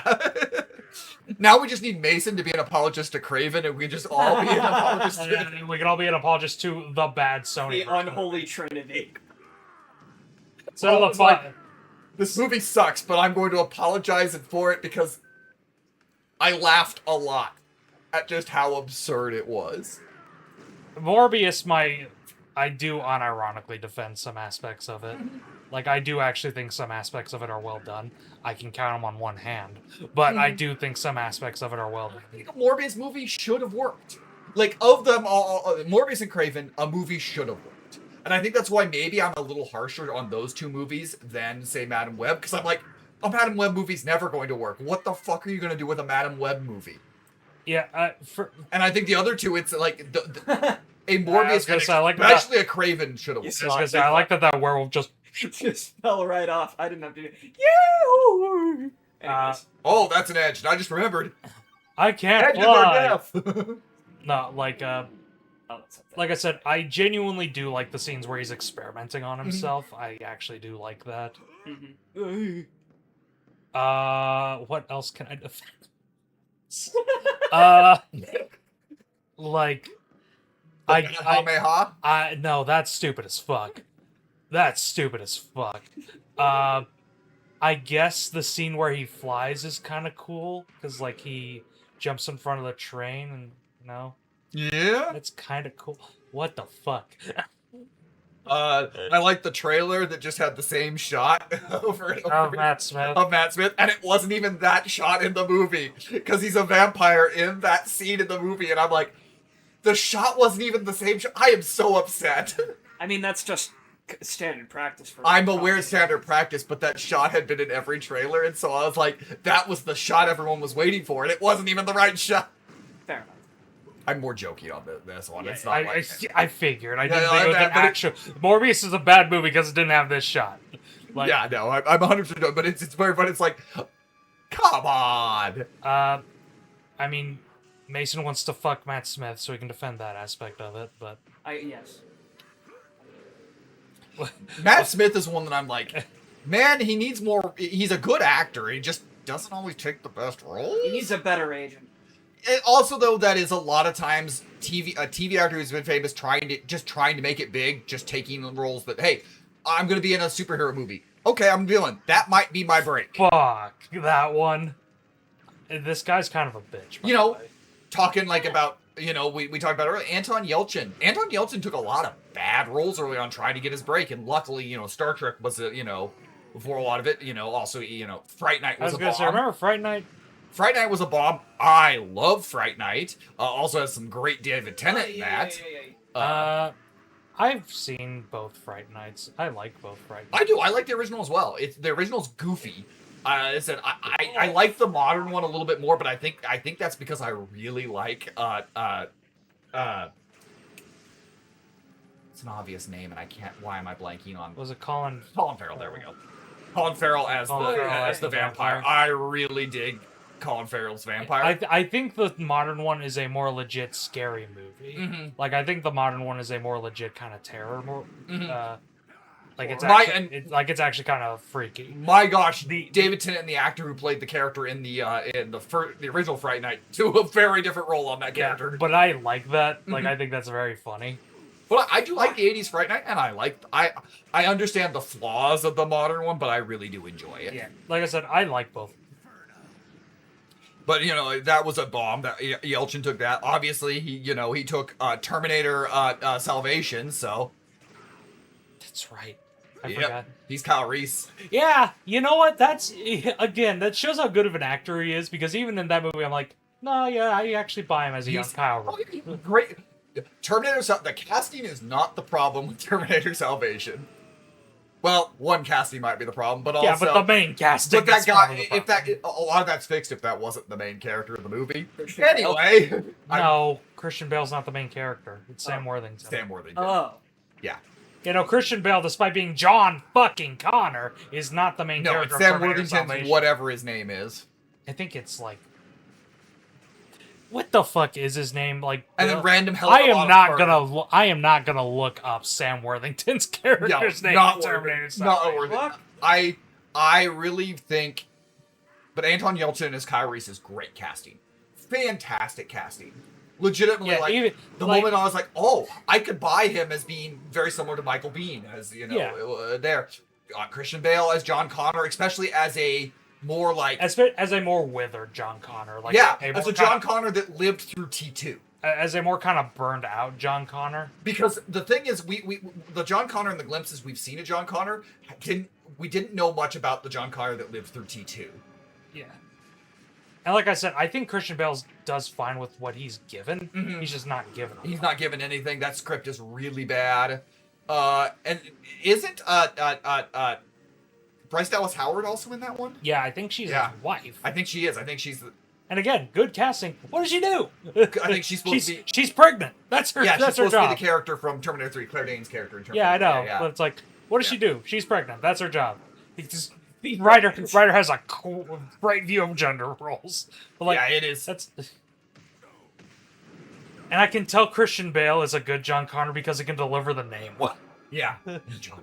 Like, this is John Connor. Like, again, And he was doing a variation on his Batman voice that I actually really liked. Like, I actually kind of prefer it to his Batman. yeah, voice. actually kind of do as well. Like, and again, I like his Batman. I like his Batman voice. But I think his Batman voice is good in parts, but there's other parts. there's moments where it's very funny. It's very, I don't know where it is. Specifically in that first movie, it's rough. But it gets better. I actually think it gets worse. I think his worst moments are in Dark Knight. My favorite movie of it. I think his worst moments are because that's got I'm not wearing hockey pads. It's a great line, though. Come on. Yeah, But the way he reads, it's not like it's so. There's two lines in that early place that me and my friends we always made fun of a lot of things was I'm not wearing hockey pads and my dogs are hungry. Like I really like.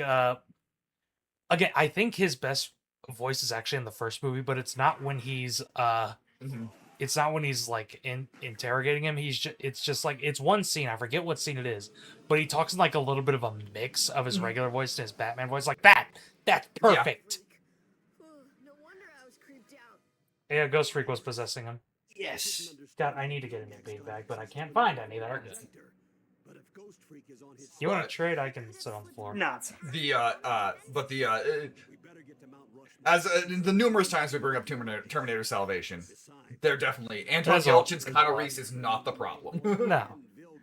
Actually, it was kind of cool. Like when cause I don't think I remember seeing his name until it came out. I was like, oh, he's playing Kyle Reese. Oh, that works actually. I like that. Had a really great trailer. Trying so Yeah. hard not to make a joke about the onset freakout again, because I do it every time. And I don't want to do it again, But because I don't want to It's repeat a- jokes. Yelchin is it. There were a lot of good opportunities, but again, he was taken. And he had the opportunity. He got Star Trek, and that was going to be things. We've seen a lot of actors and good actors, I think, that just could never get that breakthrough.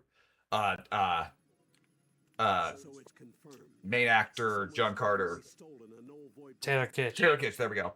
Taylor Kitsch, John Carter, Wolverine, John Carter, Battleship. Wolverine, Battleship. The Battleship and John Carter were like the 1-2 punch that KO'd his career. Yeah, it really KO'd the touch. Even though it was in Lone Survivor right after that. Yeah, but even then, that's smaller. Like it wasn't. I was gonna say he's not the main character, but he is in it. I can't think of the name of the guy, the main actor for Tron Legacy. Oh fuck, I can't remember. And also that he then the KO in his career was Hook.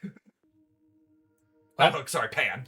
Okay, Yeah. I was thinking like, oh, The wrong- that's a bit earlier. The wrong Peter Pan. Yeah, The wrong- he was playing the- young Captain Hook. the bad one. Yeah, he was playing John Hook. I'm John.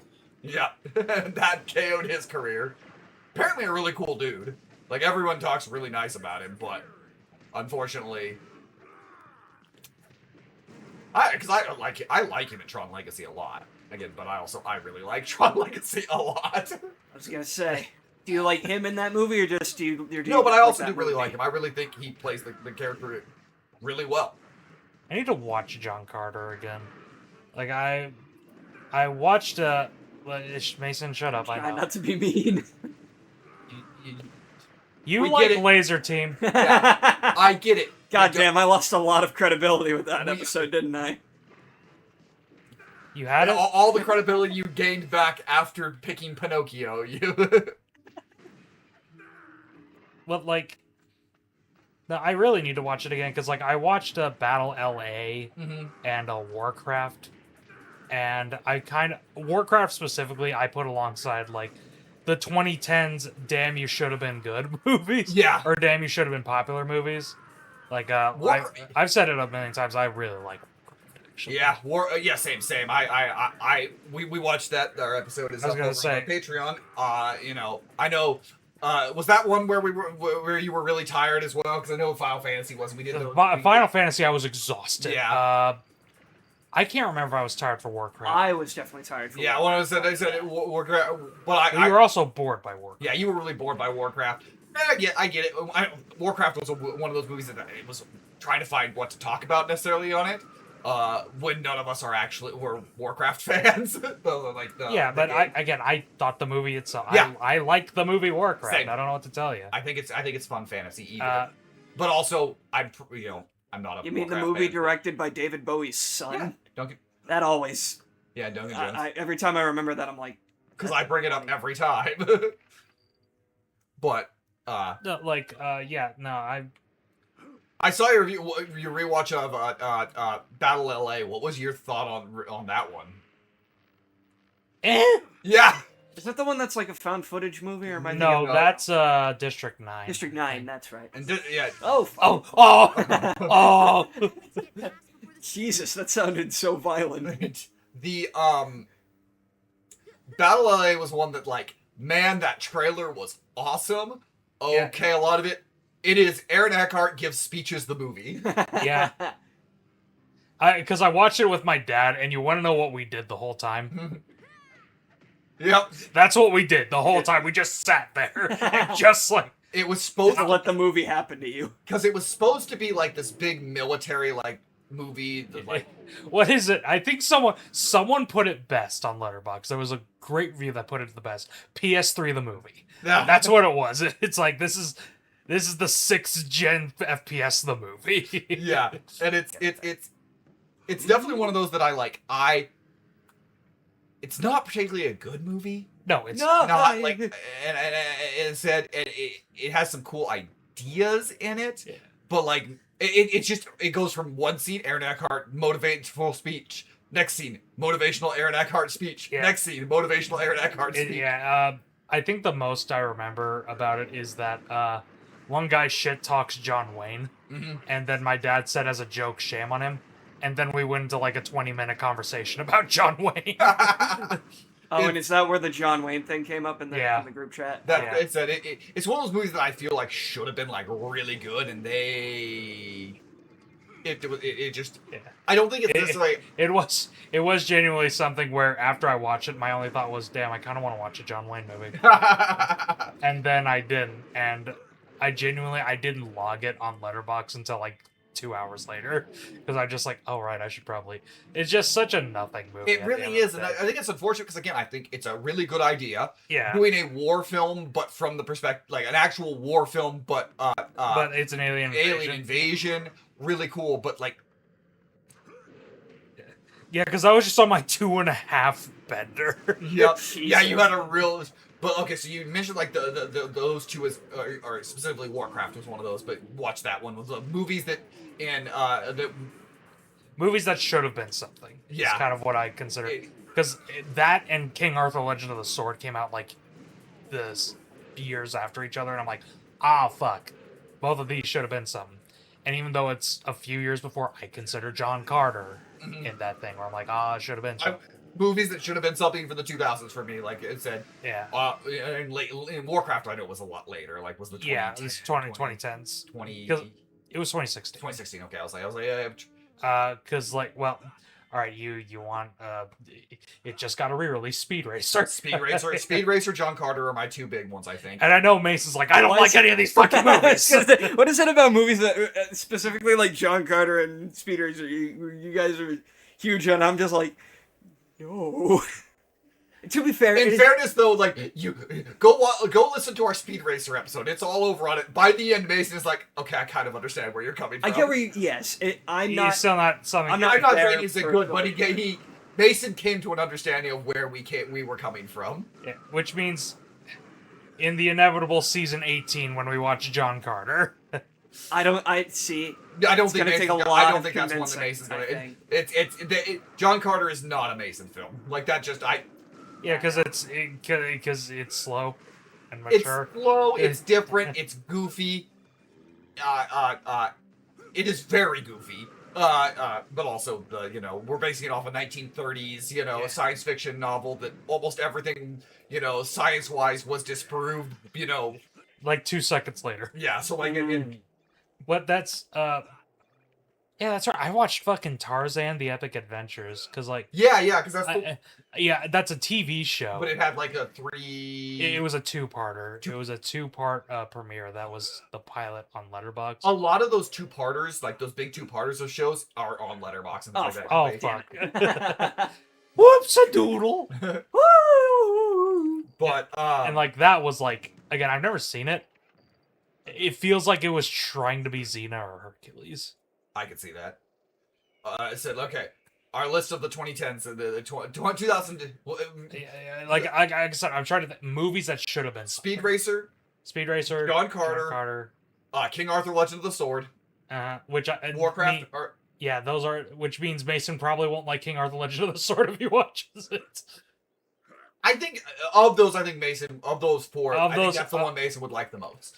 Yeah, I agree. That I just don't think I like it because his track record. The soundtrack might be enough for him. Oh, the The soundtrack, soundtrack is, the might soundtrack be is enough aces. for him. That Soundtrack is, is aces. it's Daniel Pemberton. Yeah. Oh, And honestly, up until I think Across the Spider-Verse, even it was probably my favorite score of his. Yeah, it's so good. Specifically, there's a scene at the beginning Yeah. where there's a montage The mon- of King Arthur's childhood, Mhm. and it's to these like drum beats as he's getting like the shit kicked out of him and like And collecting moving money. and collecting money, and it's like, ooh, that my big again. I really like King Arthur: Legend of the Sword. I think I like it probably a little bit less than Thomas, but like I still really like it. But also Yeah, one of my biggest complaints of the movie is like, man, they put a lot of like there's multiple montages in this movie that probably yeah, were because that is a problem with it. I'm just gonna fully admit that's a problem with it. the first montage I love. It's the second one when like the second one he's like in the forest. yeah. That's the one where it's like yeah, because like his childhood montage, ooh, set. So good. I love that. The opening stuff, like that montage, so good. Have you gotten all of Four Arms' moves? no, Wow. it's Bill. Wow. Okay. Yeah. Oh, okay. Yeah, I'm gonna get that. Yeah, I think Meteor Slam is the dropping the sun. I could be wrong. Yeah. But like, yeah, no, I mean, my yeah, there we go. My complaint about King Arthur: Legend of the Sword is we didn't get more. As simple as it is, it's one of those things where Guy Ritchie wanted to make 6 of those. Guy Ritchie was ready to like that was going to be his career. Yeah, and that was gonna be his avatar. and it didn't happen Oh, because people don't know. God damn it! I think also the marketing was It was. the marketing was It's- really bad. Here's also my thing. I don't know if there was an audience for a King Arthur movie in 2017. I think, and again, I don't think it would have been as good. Ooh, That's a cool villain. yeah, right. Frankenstein. I do think. I think that a lot of ways that thing would have been if this King Arthur, Legend of the Sword had been made into a Where the fuck did he go? short-term He miniseries, turned invisible? What maybe the? like 6 episodes. I think it would have found a much bigger audience I think so. over Yeah, a while. If it's the same stuff, but just they expanded it out, like some I would montage stuff. agree. A lot of it. But also, I don't know if I would have enjoyed it as much. So I mean, I agree, but I do think it would have gained a much wider audience. Mm-hmm. I take it back. There's one more complaint about King Arthur Legend of the Sword I had. It led to that bum-ass 2018 Robin Hood movie. Because they're very similar stylistically, except Robin Hood's terrible. It's so bad. But a lot of that is because King Arthur Legend of the Sword is directed by a competent director. And the Robin Hood was just some stupid guy. It's just another one popped up. And two of them. Son of a bitch. This is just an enemy type. This ain't a Yeah, I was gonna say, that's boss just- or something. They feel kind of like mini bosses, but I Little don't bit, think yeah. I don't think they're meant to be. Yeah. But yeah, like I'm trying to think. My phone's almost dead, but I'm like, what are some other movies that like should have been? Some? For me, trying to think. it made money, but not a ton of money. Get Smart. Yeah, Steve Martin's Get Smart. There's a good comedy. That movie, I still think is kind of one of those underrated. Like, and they could have made that could have been a franchise that I think legitimately the couple of you get the right stuff. Second or third movie could have even been better. yeah, that's fair. Energy conduits for those doors run through that power core. Destroy it. And you I'm trying to think. I can't even. I'm struggling to think of some. The Man from Uncle, maybe. More Guy Ritchie. Yeah. I don't intend it to all be Guy Ritchie. Because a lot of the things like found their way to an audience. Yeah. I think if Kingsman didn't find an audience, that's maybe would be that first Kingsman on, but then found an audience and made a bad sequel and another bad sequel. Yep. God damn it. Man, Matthew Vaughn went from the guy to ugh very quickly. Yeah. Oh my god. Okay, movies that should have been big. I can't believe we didn't think of it before. Real Steel. Oh yeah, Yeah, Real Steel. There we go. Like, Real how Steel. that didn't become. Yeah. Oh right. Well, I can see why it didn't, but also Yeah. Even as the lowest on that movie, I'm still like, yeah, it should have been some. yeah. I know they were at one point, I think, trying to make a show for Disney Plus, but it just never Yeah. came into fruition. Rise of the Guardians. Rise of the Guardians. Yeah, that's one of the lower end. Yes. It made money, but not again. Kind of like Get Smart. It made money, but not like. But not enough to get like a franchise, which Yeah. I think it should have gotten a franchise. Yeah. That might be a fun watching. Oh, 100%. I think Rise of the Guardians might be a fun watching. Like, I might be that I'd like to as a watching and as a commentary. that'd be fun. Double dip. Yeah. There's a couple of movies I'm thinking of double dipping commentary and watching of. Right, definitely one of those that's like, yeah, that's a. Damn. It is a Rise of the Guardians was a surprisingly good one. Yeah, like I said, I really like Rise of the Guardians. I actually bought a friend the whole book series for Christmas. So. Nice. I always forget it's a book series. Yeah, I do too. And Also, like it's the same thing. Like the all the Wild Robot as well as another one. I'm like, oh right, that's a big yeah, long that's a book. Another and another DreamWorks animated. I know, like the sequel came out and blew everybody's mind, but like the first Puss in Boots, like that character has so much sauce, and then that Yeah, first movie and that is first film is just sauceless. yeah. And yet, because they were able to make more. Yeah, and like I said, the sequel is They, top again, DreamWorks. So yeah. but again, like when things, And it's not 3.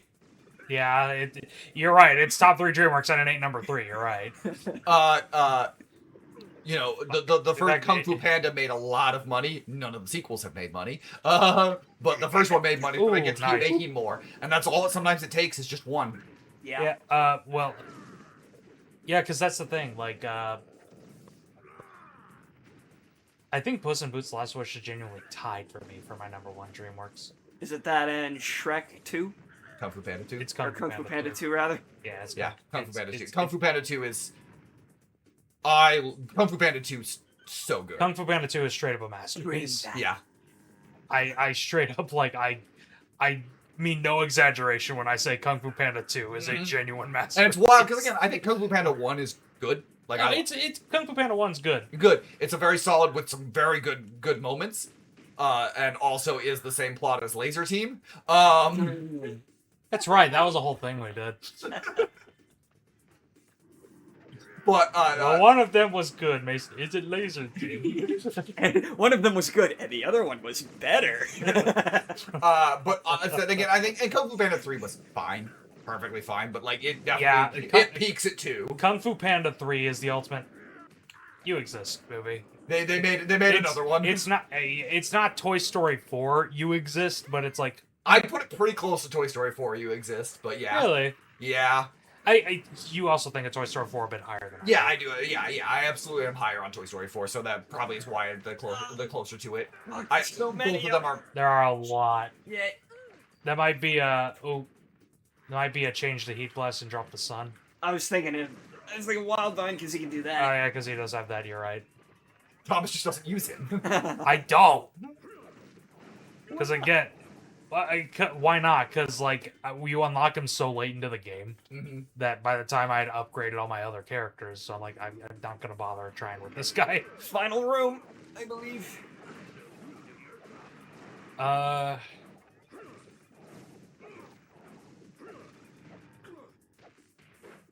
Yeah. I think the funniest thing could be if Toy Story 5 comes out and blows everyone's socks. There is that chance. It genuinely looks good. Yeah, and I think focusing more on Jesse is a good idea. Yeah. Like, I'm not saying it like looks like it's gonna be the bestest movie ever. It's not going to be better than Toy Story 1 or 2. No, it's not gonna be better than Toy Story 1 or 2, probably not even 3, but But if it feels necessary, and again, like I like Toy Story 4, but also there's no universe where you can say Toy Story 4 was necessary. no. Yeah. And that's even from someone who likes Toy Story 4. I don't hate it. It's just Yeah, I'm a weirdo. I like Lightyear more than Toy Story 4. I would agree with that. But I'm also a weirdo who likes Lightyear, whereas most people are like, actually, Yeah. it's the worst Pixar movie. Fucking what?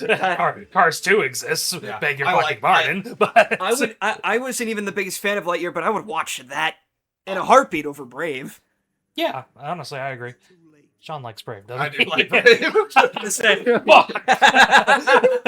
But you liked Lightyear too. What? I know, but also you're sitting there.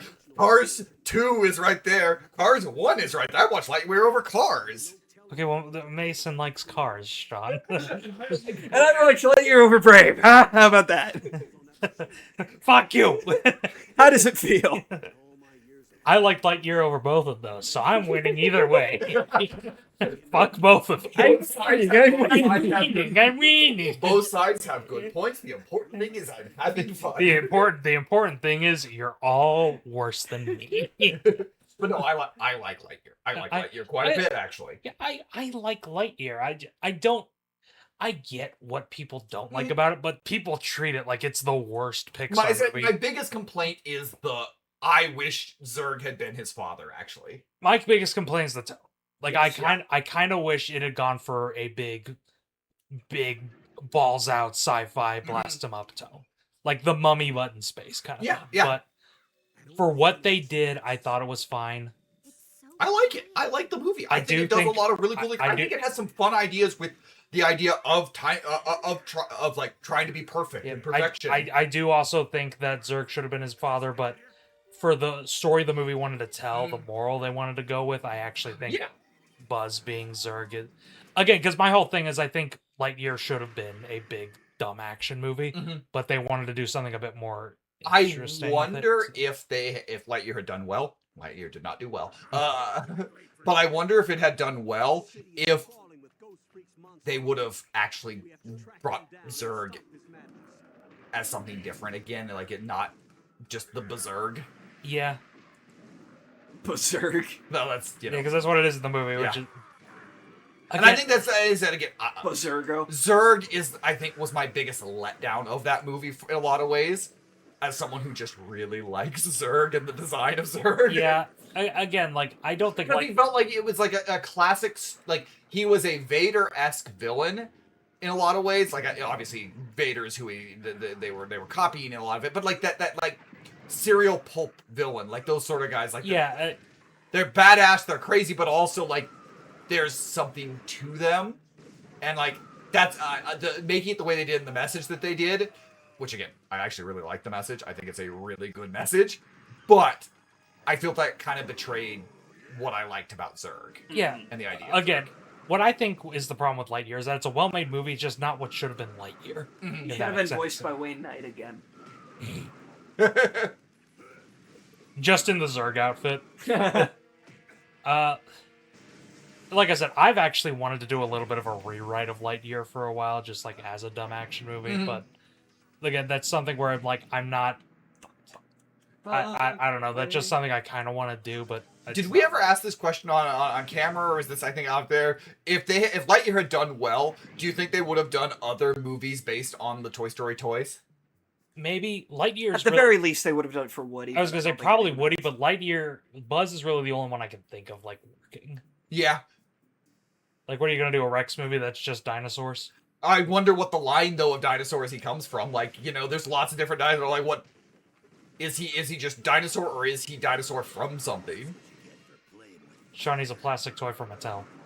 I know. Well, no, he's actually not from Mattel. He's from us. Oh yeah. Well, not. I know, but like, was he based on something, or was he just a? Oh, okay. Yeah. Duh. Like, is he part of a series? Is he part of a series, or is he just a generic dinosaur? Yeah, is he just generic dinosaur, or is he based on, like, That'd be funny as fuck if he's, like, from the most metal series imaginable. Like, because, like, he's from fucking Dino Riders or something, and he's the most neurotic. A dinosaur. Yeah. I was gonna say, he's the most neurotic. That's the thing, is, like, because obviously, in real life, the most popular dinosaur toys are Jurassic Park. Yeah. Was Rex from Jurassic? Would there be like a Jurassic Park type thing, like a thing like that, or would it have been something entirely different? Would it be like Triassic City? There were back in the 90s, there were quite a few Land Before Time toys. Yeah, So like, it just quite like those are the things. If they had done it, like, would they have made a Rex movie based on it? No. But it's would I have watched a Rex movie? Yes. Like, just like obviously you're not doing Ham. He's just a piggy bank. You're not doing Mr. Potato Head. Yeah, that's a. Albeit, I'm sure, that's something that actually the toy company's like, yes, make a Mr. Potato Head movie, please. How the fuck? But like, no.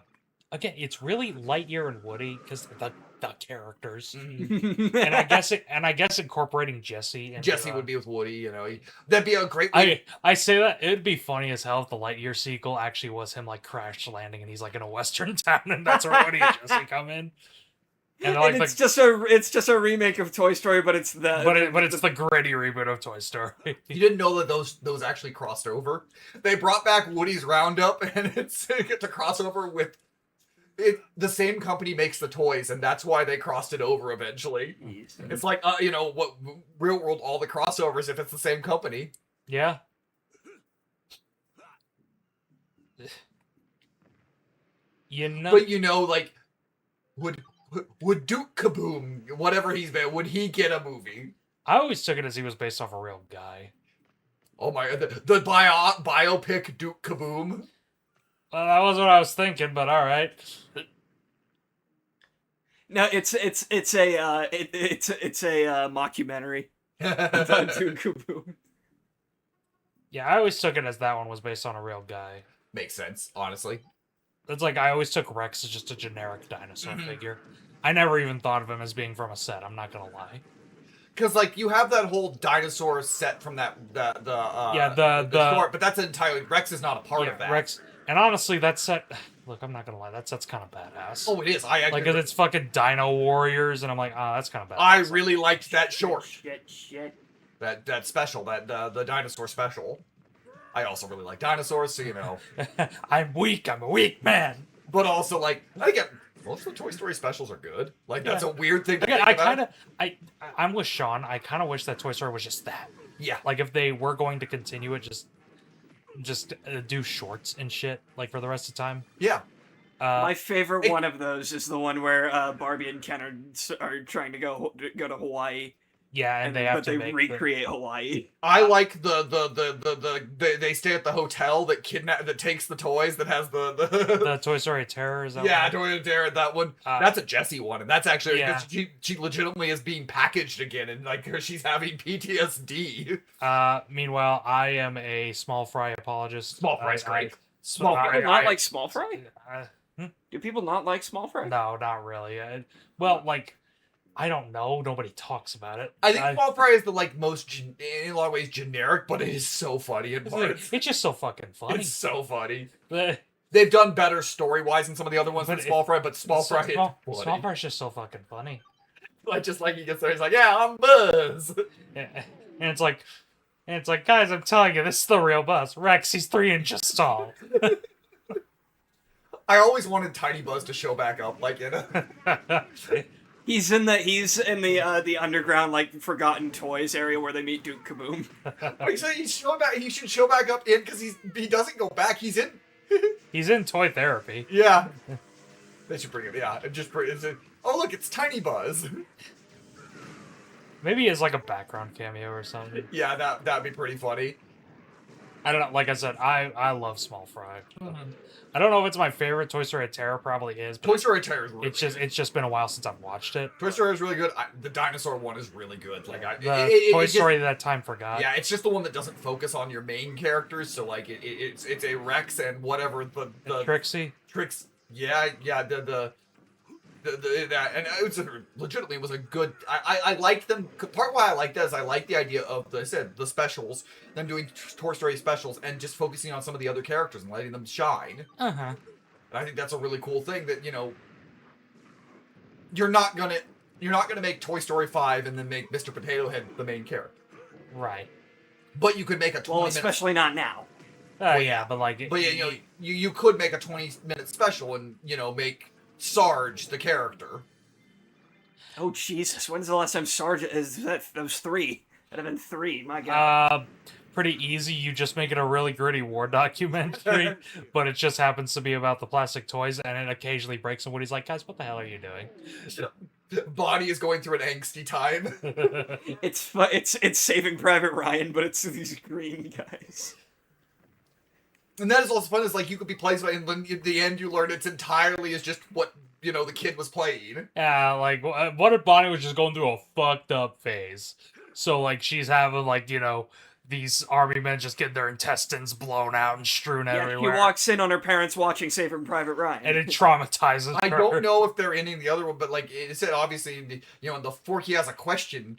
Ask a Question series. It just said there is toys voiced by Mel Brooks and in the episodes. So I didn't and know others. that. Yeah, I never watched those. So. They're funny. They're legitimately pretty funny.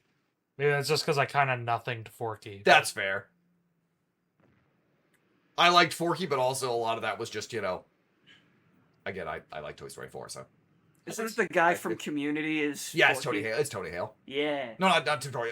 Arrested Development is Forky. Okay. Tony Hale. Tony. But the Forky Asks a Question. They legitimately are pretty funny.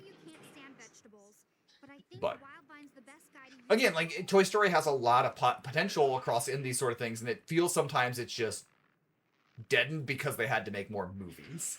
Yeah. Like I said, like we've seen this will be been a lot in things. Obviously, we got the Coyote vs. Acme trailer, so Looney Tunes, things. Looney Tunes has so much potential, and it doesn't just always have to be like, well, we can't make a movie with it, so it needs to be put in the back. Looney Tunes can be so many things. Mm-hmm. Well, like the day the Earth blew up kind of proved that. Yeah. Perfect. Take the train to the 39th Street station. Spider-Man, stop the train. He just starts spreading like Wildvine just starts spreading like Spider-Man. Got any other ideas? What is it? Is it Spider-Man on the PS4 where it's like that worked last time? Yes. Yeah. I still haven't played Spider-Man 2. I barely played Spider-Man 1, so. And I don't have a PS5, so. Okay, so they're fully upgraded. You haven't done a lot of Cannonball upgrades. I haven't. At this point, I'm just going down the line. That's fair. Fuck. Speaking of going down the line. Oh. Because I like Spider-Man 1, I like Miles Morales, but like, I don't have any desire to play Spider-Man 2. I think it's because I kind of reached my epitome of like, wow, I like Venom a lot more than I like Spider-Man. So now Going the other way. Oh, so now it'd be like I'm playing the Spider-Man 2 game. I get to the part where you play as Venom, and then I turn the game off. Like, let me do the thing I was meant to do. That's why, like, I said it in the group chat, but, like, if we ever do friend or foe, Mason, you could gladly be player 1, because player 2 gets to be friend 1. Where are we at game-wise? Good question. I don't know. You have done well, my I know we're getting pretty close. I know DC was near the end. Yeah, deserves I'll check the map after this. Yeah, Ghost Freak is so cool. Oh, it's Cthulhu. Okay. well, I guess you're not entirely wrong. Oh, what? So all people with weird squid faces look the same to you? Fucking racist. Maybe. You. You have two versions of squid faces. You either are a Zoidberg or a Cthulhu. Well, then what was he? Cthulhu. Who else is a Zoidberg? Very few. Ah. You still have Zoidberg. And his You friend- all have Zoidberg. And his friend Jesus. Yes.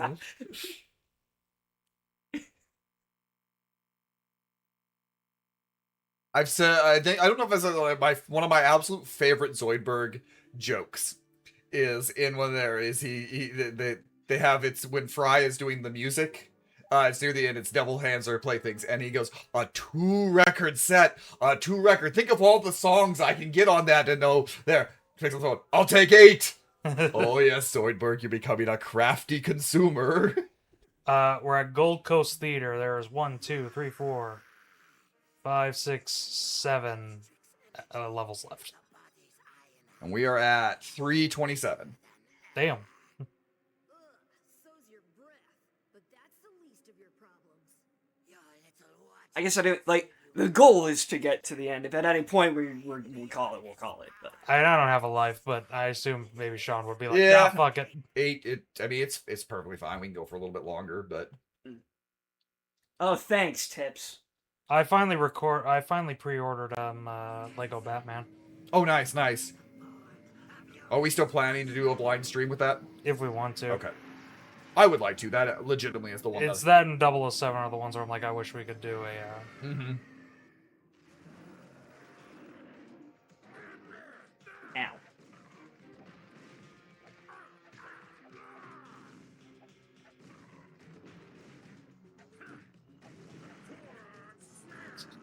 So the new Scooby-Doo live-action series got a little bit of a look, and someone said, I typically hate nostalgia bait, but I genuinely believe there should always be a Scooby-Doo adaptation in the works. Every generation needs some Scooby-Doo. It's just one picture right now, so Yeah. I don't have a lot to say on it. I like that they're using kind of the iconic, one of the icon, like a picture. Yeah. That's cool. Albeit again, where's Scooby? And I- he's in the picture. Where's the dog? I was gonna say, that was what cracked me up, was the quote, too. It's like, the dog, Luthor, where's the dog? And I don't again, know what like you're talking. What dog? I don't remember what this one is meant to be. More like I think it's more meant to be like a prequel. kind of not pup named Scooby Doo, but in that like Scooby Boo. Scooby Boo. Yeah, you know Puppet named Scooby-Boo. the Scooby Boo brothers. You might want I can't. to... Well, because he was stunned. There you go.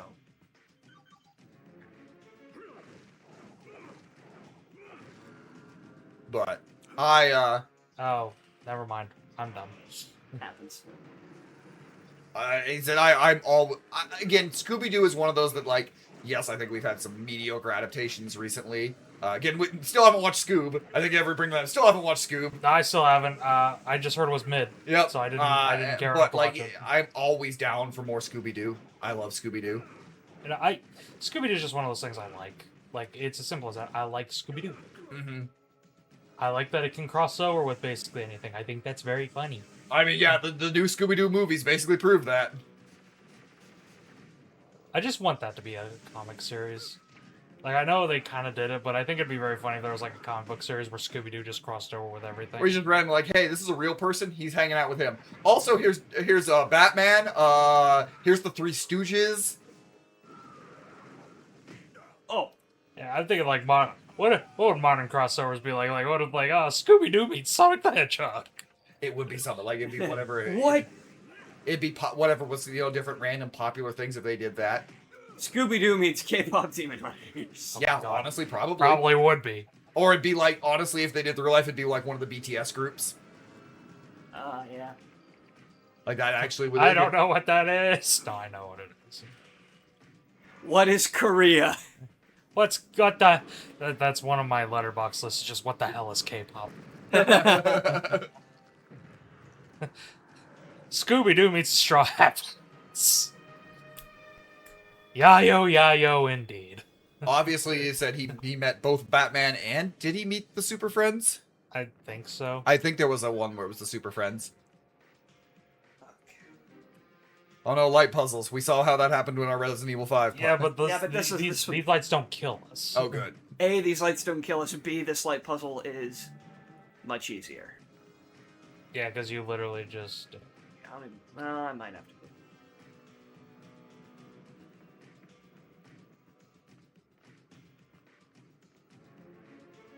Trying to remember how to do this. This light puzzle's a lot easier. Messes it up. Oh, okay. I remember now.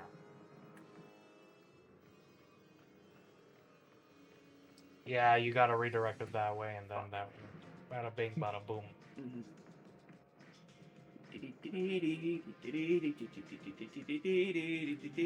Hey! This actually might be the best track in the so far. Yeah, I really like this track, actually. That's not doing anything, I think. Maybe. Well, can you move the other one up any? That one? No, the one that you just moved. That one? Yeah, can you move that up anymore?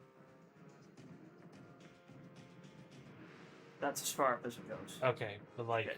then move the... Move that one back? Yeah. Yeah.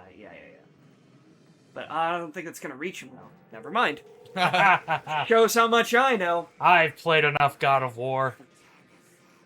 Do they do light puzzles in God of War? Kind of. They do have movement Yeah. puzzles. Fuck Pandora's Temple. Owie! It's between that and Hades is the worst part of God of War 1. Mm-hmm. Because Hades sucks in God of War 1. Hades is awful in God of War Hit me already. There we 1. go. Bitch! Come on, stop trying to hit me and hit me. Oh god, you hit me! Oh, fuck, I didn't think you'd do it. Maybe I should. God, stop being a ghost, you freak. Alright, what's your favorite movie fight scene? Movie fight scene? Like, let's say hand to hand, like no weapons or anything like that. Favorite hand to hand fight scene in a movie? Neo and Smith in the In which Matrix? first one in the train scene. Okay. The train, the one where he's kind of losing, but he's holding his own. The subway fight, Yeah, where the they're subway like, fight. where they're like, he is the one kind of thing. And does come That- later, yeah. But yeah, that's when it's like not that scene. I'm trying to think like what? Oh yeah, when he's getting like the shit kicked out of him, but then he just kind of like locks. he shrugs off. He keeps fighting. locks you know, in. the sub. Yeah, he locks in, and it's the one where he hangs. He holds his own versus Smith is basically Yeah, his own versus Smith, and that leads to eventually him him truly becoming the one. the one. Yeah. It's when he's told you're not the one, and he actually starts to believe himself because he's not believing in the prophecy anymore. Trying to think. That's hard. That's the first one that immediately came to mind. In terms of like hand to hand, I love the final fight of the raid. the raid, yes, absolutely. Basically every fight in the raid is golden, but I also love the final fight of Romeo Must Die. Okay, I yeah. love the final fight of Romeo Must Die. It's not going to be top of my list, but I think just from choreography's sake, the final fight in the one. Yeah. Because Jet Li fighting Jet Li Jet and Li how fighting they Jet had to Li. film that and do that, I think is a very impressive. Again, I don't know if I put it top, but also just from a, oh, you were able to pull this off sort of way. Very underrated if we're sitting there, but also Jackie Chan versus Jet Li in the Forbidden One. In the Forbidden It's Kingdom. Forbidden Kingdom, yeah, Forbidden King. It's an early fight. It's not like they're just it's more of a goof fight, but it's a good goof fight. Scott and Todd in Scott Pilgrim. Okay. I'm trying to think what their fight is. Yeah, I mean that. Okay. The vegan fight. Yeah. Thank you, Grandpa. Thanks, Gramps. I'm trying to think of other ones. The only part I can remember of the Todd versus Scott scene is when he gets punched through the wall and the headbutt. Yeah. I'm not trying to. No, No, I'm I probably wouldn't have put that one very high, but that. it's just the first one I can think of, honestly. If we're talking Scott Pilgrim fight, I really like his fight with Envy. Or That's fair. Ramona's fight with Envy, rather. Yeah, Roman's fight with Envy, but that's not even hand to hand because she pulls out. Because she pulls out a weapon, yeah. You're Yeah. right. Again, the final fight of Jack Reacher. Yeah. Tom Cruise, The the final mono. fight in the rain. Yeah, when he puts the gun down and says, Yeah. "All right, Yeah. it's good." The final fight, it's not a movie, but the final fight in the Reacher show so far in season 3's final fight where he just fights the big fuck off burly ass man. That fight is so good and so funny. Uh-oh. Looks like there's a creature double feature playing. I'm trying to think again. There's obviously there's a lot of good like martial art ones like across the board. Yeah. Like almost any of the Donnie Yen fights in the Ip Man movies Yeah. are really good. I really like. I actually really like the final fight of Lethal Weapon 4 of all things. Okay. It's Mel Gibson and Donald Glover versus Jet Li. Yeah. Can I Danny say Glover. God damn it, yeah, sorry. can I say Rocky versus Ivan Drago? Yeah. Yeah, I mean it is technically It's technically hand in hand, yeah. That's a good one. Like I hand like in that. hand Again, fight, that differentiates because a lot of it's martial arts, and I'm trying to think of non martial arts because again, like most martial arts is gonna have at least, especially high level martial arts, is gonna have a really good fight in it. Yeah. So I was trying to think like, okay,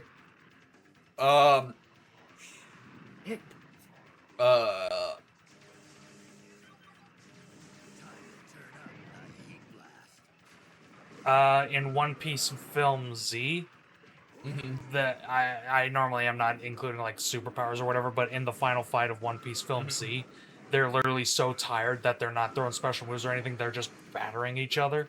that's the end of in Yu Yu Hakusho in the Dark Tournament. He does against I can't think of the name of the character now off the top of my head. Australian fucker in English. But they do a knife edge death match as the end of it, where they put knives down. Their heels are just right up against there, and they just wail on each other until one passes out. It's really good. It's a good fight. I can't think of his name off the top of my head, but that would be in the same sort of vein as that. Yeah. Uh, Again, I really like your bringing up the Jack Reacher final fight. Yeah, it's a very again the first Jack Reacher movie is a really good movie. I get the problems of it being a Jack Reacher thing. Yeah, the Reacher series is a better adaptation, and I do think it's better personally. I do like Reacher better, but holy shit, like I really like the first Jack Reacher movie. The second one exists. I don't like those fucking Jack Reacher movie. That second Jack Reacher movie is Oh, you know, underrated kind of fist fight. It's more just them fighting each other, like to try and get somewhere. I love the final fight of Mission Impossible 6. Yes. Actually, Mission Impossible 6 has a bunch of fights in it that are actually pretty. That is probably the most hand-to-hand fights In the whole series. Yeah. Mason, what were you going to bring up? Well, I was gonna. That doesn't really count. I was gonna say in the Avengers, Black Widow and Hawkeye's little thing, but he has the bow for that. It might be a bit too. It's close. I'd say it's close enough. It is very close. It's probably as close as you're gonna get in the MCU, honestly, to hand to hand. Yeah. Outside I of thought- Shang-Chi on the bus. Outside of Cap versus Cap in Endgame and Shang-Chi on the bus, yeah. Yeah. But Shang-Chi on the bus is a sick ass. Oh, fight. it's such a good scene. Again, Shang-Chi is a movie I do really like, but man, if it had maintained that first two acts for that third act, Yeah. That It'd be an all-time- it'd be an we're all-time. literally talking about top, you know, 2 or 3 MCU. I was gonna say it'd be an all time. And again, I don't hate the third act. It's just, boy, it No, loses it momentum. just falls off so hard. Yeah.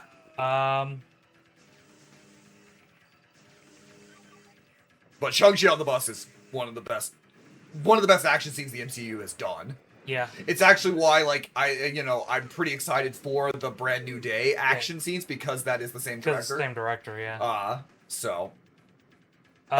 Daredevil, the hallway scene. The hallway scene. The first hallway hallway before scene. the whole show became hallway scenes. The first hallway scene. Honestly, even the second hallway scene is really good in season. Yeah, the first hallway scene though is I remember when I watched that, just the episode ends and I was just mouthing it. I was like, holy shit, that was awesome. That's my favorite fucking thing. He throws a microwave at some fucker, like just out of frame. It's so funny. He just yeets a microwave at this bitch. It's so funny. I understand that kind of Daredevil season 1 is now kind of like the flaws of a lot of the TV shows, you know, not putting on the scene until later. Yeah, you know, a lot of things. But man, at the time, that season was so good. It's got one of my favorite moments in any TV show. Mhm. And it's when he puts on the suit for the first time. Mhm. It's when Kingpin is in the alleyway and he's chasing him down and he sees Daredevil in the suit. He rants at him and he goes, "You took everything from me. I'm gonna kill you." Daredevil just puts his billy clubs up and he just goes, "Take your shot." Damn. The first season of Daredevil is so good. The first season of Daredevil's fucking peak. And I hear season 3 is also fantastic. I still haven't watched it. I still watched it. I've heard the relaunch series is good. Born Again, I liked the first 2 episodes. Yeah. That's all I've seen. I've heard good things about Born Again. I've heard season 2 is pretty good of it. But I struggle with TV shows in general, and I'm going to struggle even more with MCU TV shows, not gonna lie. Yeah. But I think, but I would put that the Daredevil hallway The scene, I would Daredevil hallway absolutely put in fight. hand to hand. That is Probably the old boy hallway scene. Yeah. Even though he has a weapon for that, he has a hammer, but Them be monkey things. They're more like saber-toothed tiger-looking guys. But they were like monkeys. No, they weren't. They were on Saber-toothed all monkeys. fours. But they were running with the okay. Monkeys run on all fours, Mason. You're thinking of apes. A lot of monkeys yeah, are. You're right. oh yeah, you can master control now. Oh shit. I had like a miniature version of that before. Oh, and it still is that. Okay. Oh yeah, this part with the. So I still lose Omnitrix energy, but later on I won't. Yeah. Well, that's like near the end of the game, basically. Yeah. What is it? All right, so let's. What about your favorite gunfight? Like a favorite gunfight? The last fight from Face Off. Yeah. And Nick Cage is like, let's just kill each other. And they shoot at the mirrors. Yeah. Like you talking about like an actual like one-on-one, or are you talking about like a shootout? Let's do a shooter. Like, Because I mean, my personal favorite shootout is the shootout. It's literally the Matrix. I was gonna say Heat. Oh. That the bank robbery shootout is still this day one of the most incredible like shot things ever. The opening clan meeting shootout in Bad Boys 2. Okay, yeah, that's good. That's real good. It's good. Basically every shootout in Equilibrium. Yeah. Obviously, I mean, it's small, and so like using it, but the end of Die Hard. yeah. Obviously, the entire hospital sequence. I can't say hospital sequence because it's like the entire climax, but the single take action sequence on Hard Boiled. Church scene in Kingsman, Mm-hmm. which still to this day is that was the scene. Yeah, they definitely are. That's a very interesting animal. Yeah. I could see where you got monkey because of the tail. The tail and the kind of the way he's running, like the Yeah, larger but- paws up The there. but larger no, front. Yeah. like that. Now I'm But, seeing the face. It is now very. the face, like, yeah, that's Saber-tooth tiger. Yeah. Obviously, yeah. Matrix. I do love. Yeah, the lobby shit on the Matrix is very good. Very very good. Honestly, a contender for fist fight, I do. unironically really like the dumb little fight in Matrix Reloaded Mhm. with all the Smiths. All this, but yeah. Is that the rubber Neo scene? Yep. Yep.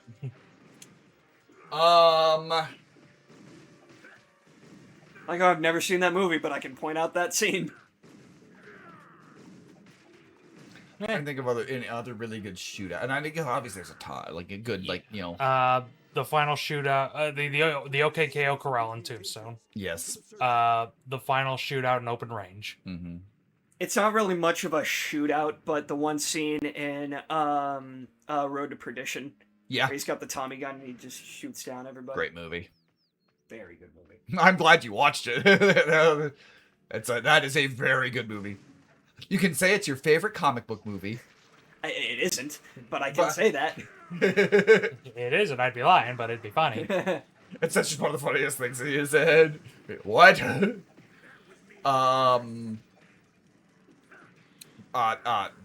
The Blade.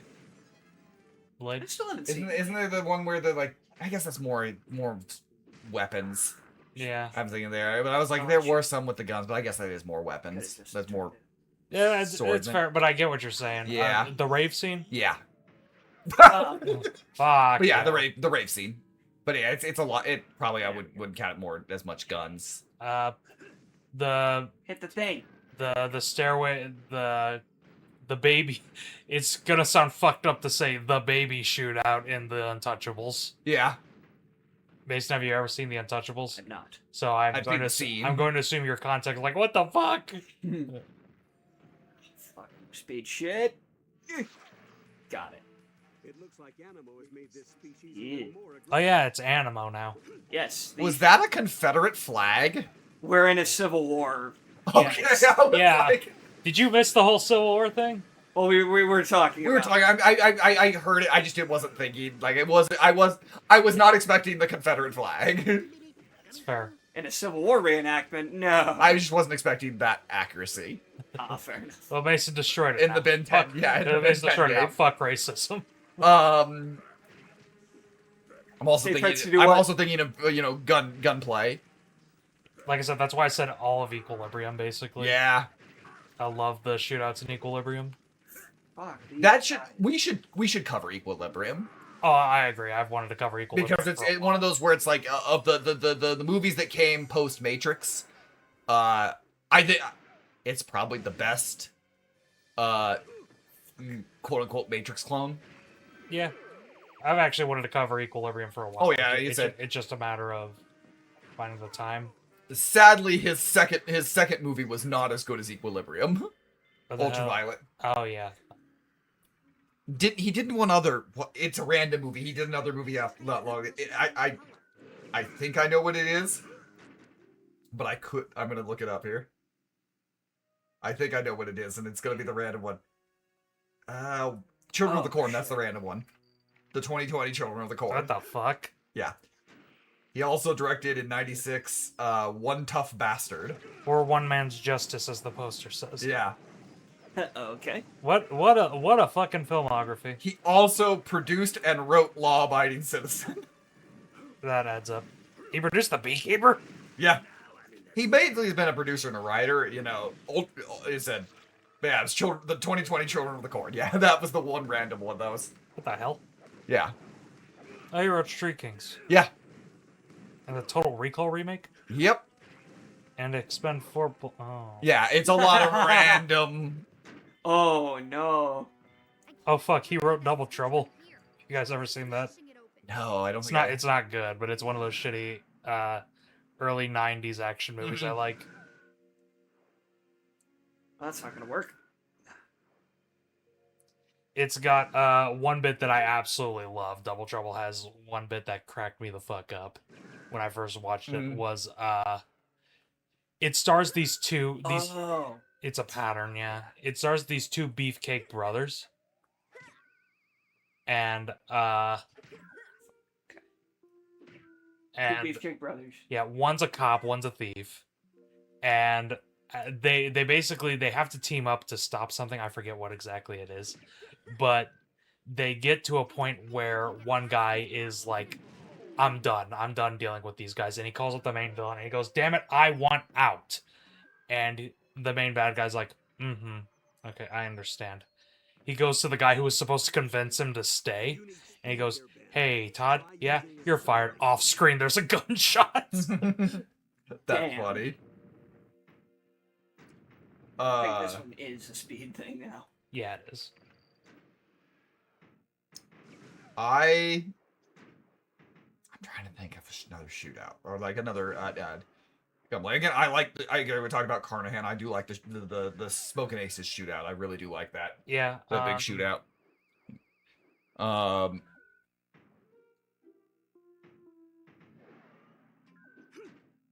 What the hell?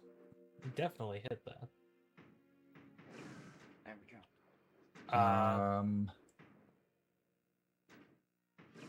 Oh, you gotta speed through a lot. Oh my god. Oh, okay. I'm kind of confused on what I have to do here. I'm guessing just hit them all as fast as possible. Oh, fuck, I gotta... Damn it. Oh, no. Express delivery.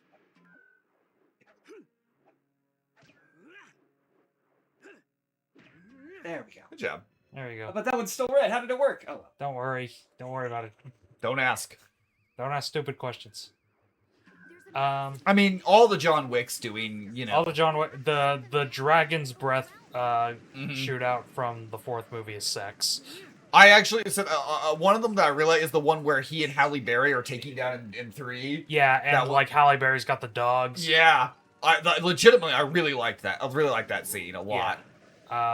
John Wick 3, I think, has, other than 4, the best action in this. Yeah. movies. They ratchet up the action each one, Yeah. which you would expect. I There, was gonna say, albeit I'm kind of amazed they're still making John Wicks, but I am, but also like again because they make money, so yeah. The final Dicks. the final shootout in Nobody is pretty good. yeah, I do love the final shootout in Nobody.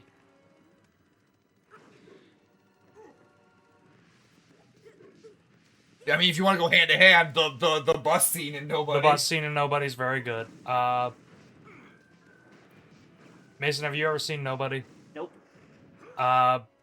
It's got one bit that I think you'd find hilarious. There's a bit in there's a fight in a bus stop, obviously. It's an amazing fight. But there's a scene where he wraps a cord around a guy's throat and just keeps like banging him against the wall. And the cord is the stop sign, so is the please stop. So it just keeps lighting up, please stop, please stop, please stop whenever he's hitting the guy. That's very funny. You haven't seen Nobody 2 yet, have you? I haven't. Okay. Part of me was like, again, Nobody is really good self-contained movies, so I was kind of like, I didn't know whether I really wanted to see it at the time, so I kind of thought a lot of it. That's fair. It's an unnecessary sequel, but a fun one. That's fair. That's kind of what I expected. Did it have the same director? Or did somebody No, different? someone else directed. I thought someone else, yeah. Again, I love Odenkirk, and it was Yeah. really cool to see him in an action film. I loved that. I think he's doing another action film. He is. He's doing something. Where he's like a sheriff. Yeah. Like, it kind of in a lot of ways, I thought it might be like his, like, Taken, like his Liam Neeson action movie rise later in life type of thing. Maybe, who knows? But Nobody did well, but not, like, amazingly well. Not like Taken. Right. Which, you know, Liam Neeson got that, took that movie and ran that to the bank, man. Yeah. Can I say as a joke the final fight in fucking Naked Gun? in the Naked Gun remake. Which is literally just one punch. You hit my belly. One Do we want to say this is the last level? That's your call. We're about to pass 4 hours, so. Goddamn. Okay.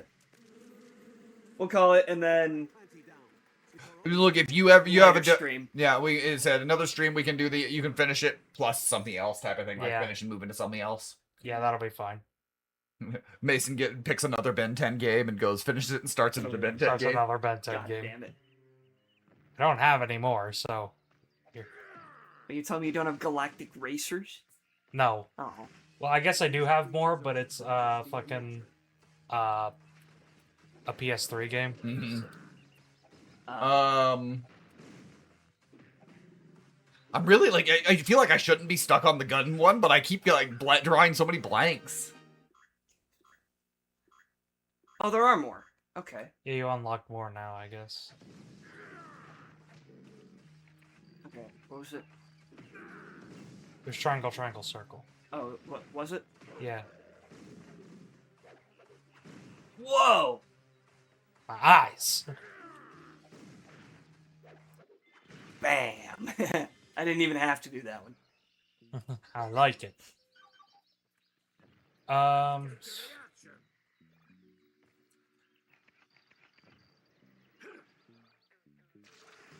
Oh, man. Oh, well. I probably didn't need that.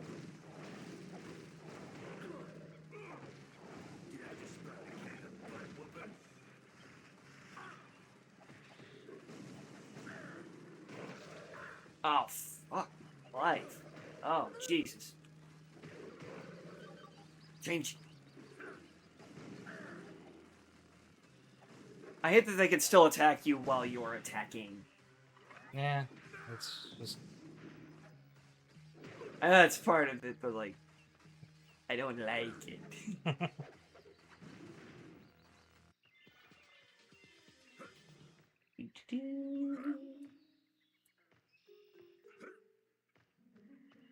favorite sword fight.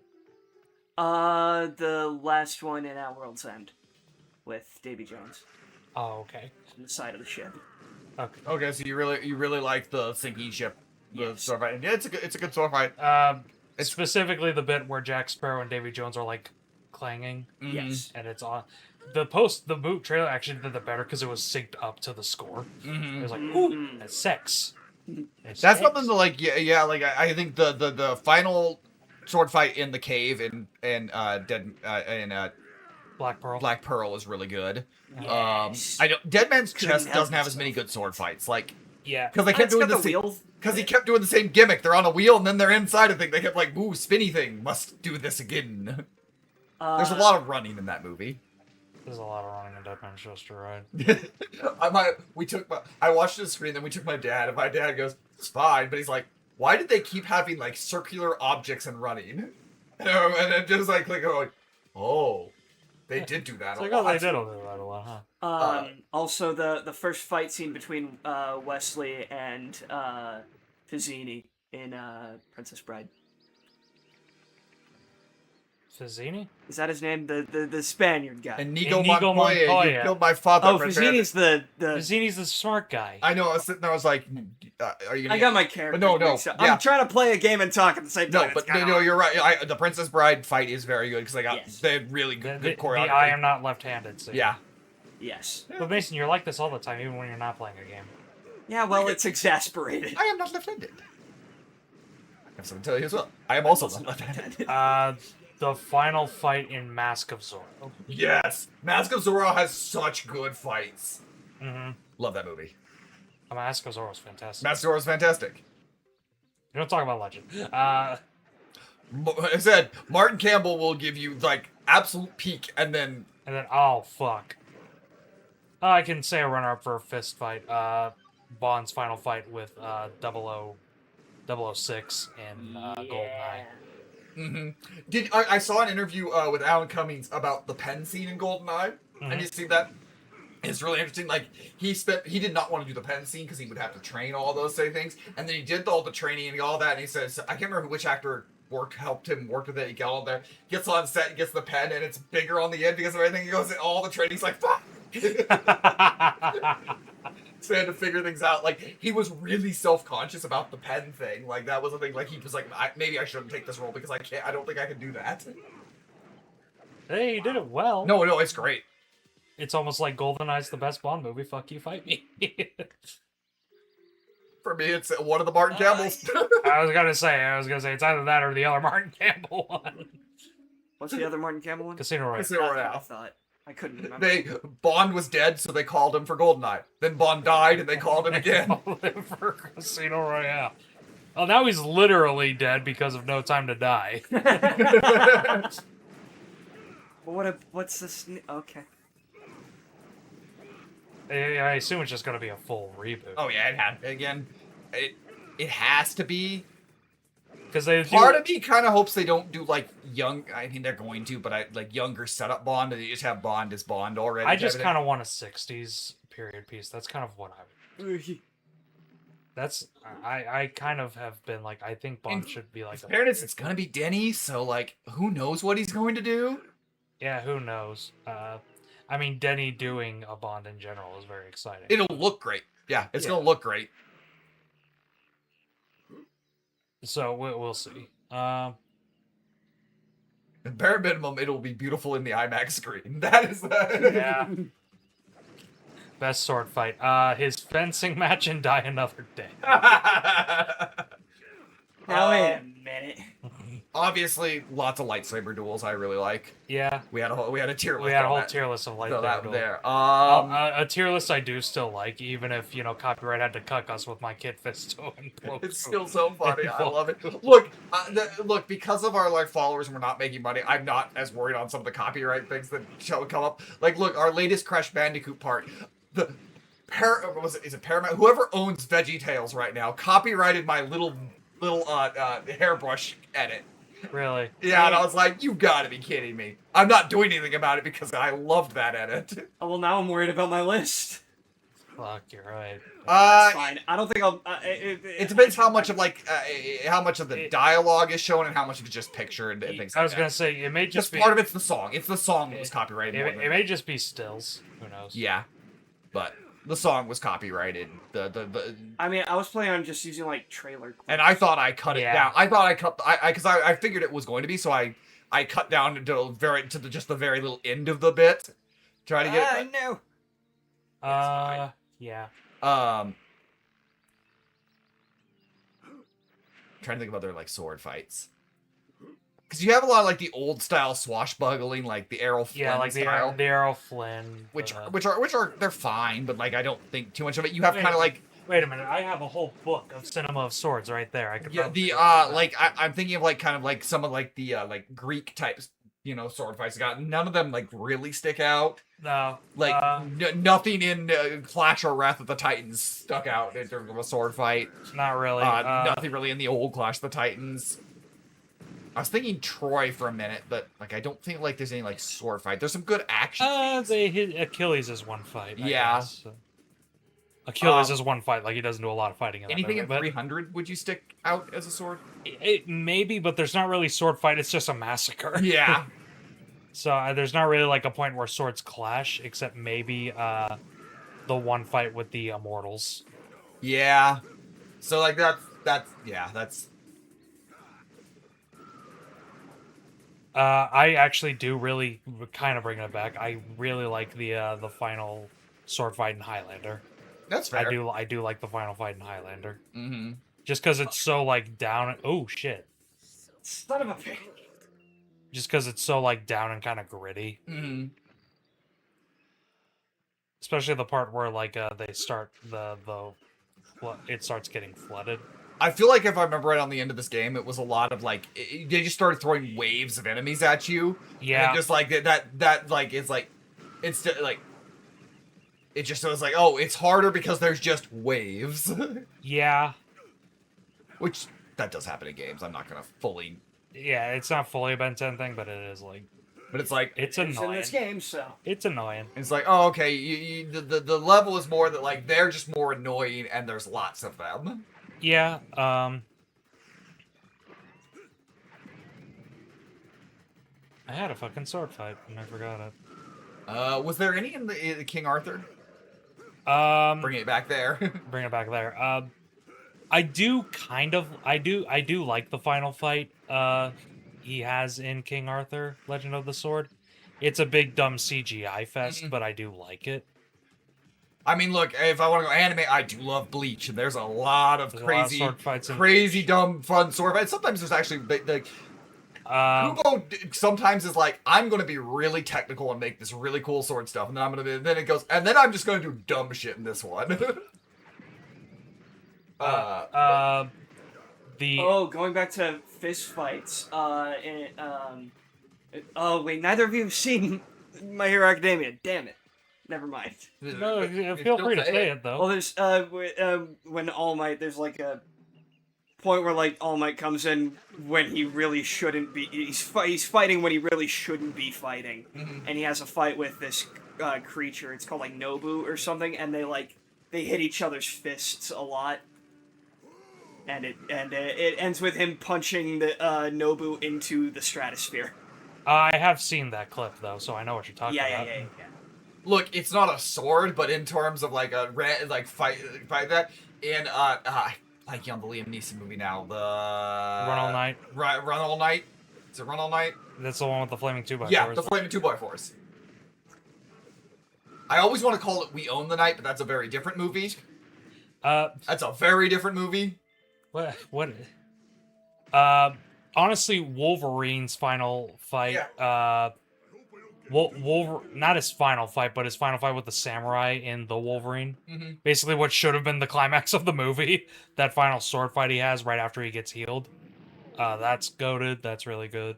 Okay. I'm up here now. Is it just for that? I don't know where I'm supposed to go from here.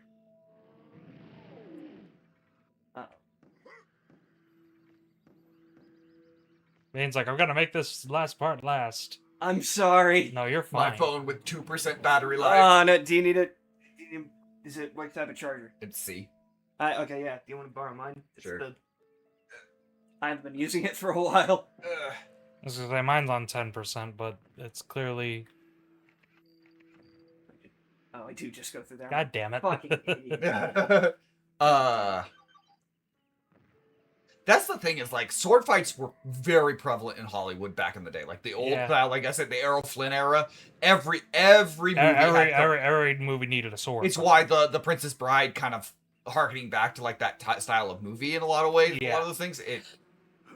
Same thing, with George Lucas putting lightsaber duels in his was a lot to harken back to kind of the pulpy action stuff. The fight with. But the fight between Wesley and Inigo is good. My personal favorite sword fight in Princess Bride is the final one with Inigo and the six-fingered man. And the six-fingered man. It's simple, but it's simple, but it's offer me money, offer me power to promise me that, offer me anything I want.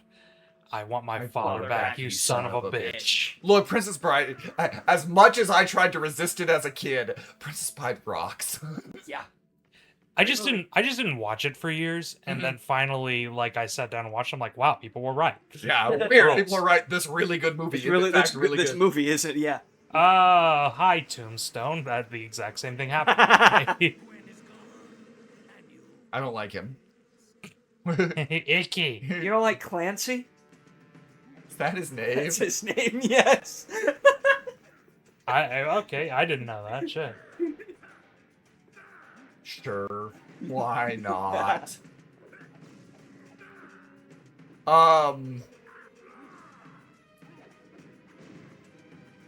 There's actually what does the Carfu and Speed Racer qualify as? I almost, because there's that one scene with the gun and all these like the shotgun. I was like, I almost put that in the gun because like they knock out that one car, the mafia. Yeah. Well, like the fist fight in Speed Racer is nothing like to write home about. Like, it's cool, but it's nothing to write home about. There's the one sick as fuck shot where I think it's Racer X gets a gun tossed to him, he catches it and then just pistol whips the shit out of a guy. Yeah. I love that movie. I will forever be upset that I was sick and couldn't see it in IMAX. I forgot that it was there, and then I had a couple people who logged it. I was like, they logged it. Oh shit! It was back in theaters. No. Maybe that's a movie I need to give a second chance to. Well, again, you get motion sickness. Yeah, some of it is definitely. It's a lot. It's a lot going on at once. I get why you don't like it. You're wrong, but no. And it said a lot. I love the visual style of Shooters. I love all that, but the themes of the movie is what really gets. Like, I love the themes of the movie. I was gonna say, I say, John Goodman and Susan Sarandon are possibly my favorite movie parents, like, ever. Yeah, I like that it's literally just a family who likes racing and it's like in their blood. And learning, and it's a family that like all the like John Goodman's Pa has to learn like to let go of certain things and to grow and to be a good dad, especially as he hasn't, as annoying as sometimes Spritle can be. You get that payoff of learning. He has to learn how to be a good dad, especially for this kid. More like Nanja. Oh yeah, it's still great. Well, Only John Goodman could have delivered that line as perfect as he did. I love the final. I love the final race. That's straight up one of my favorite scenes of all time.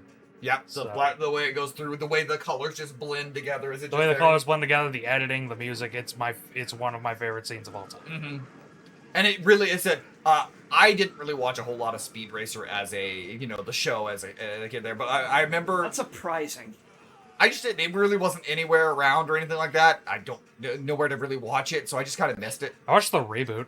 There's a reboot. Yeah, I on remember the Nicktoons. reboot.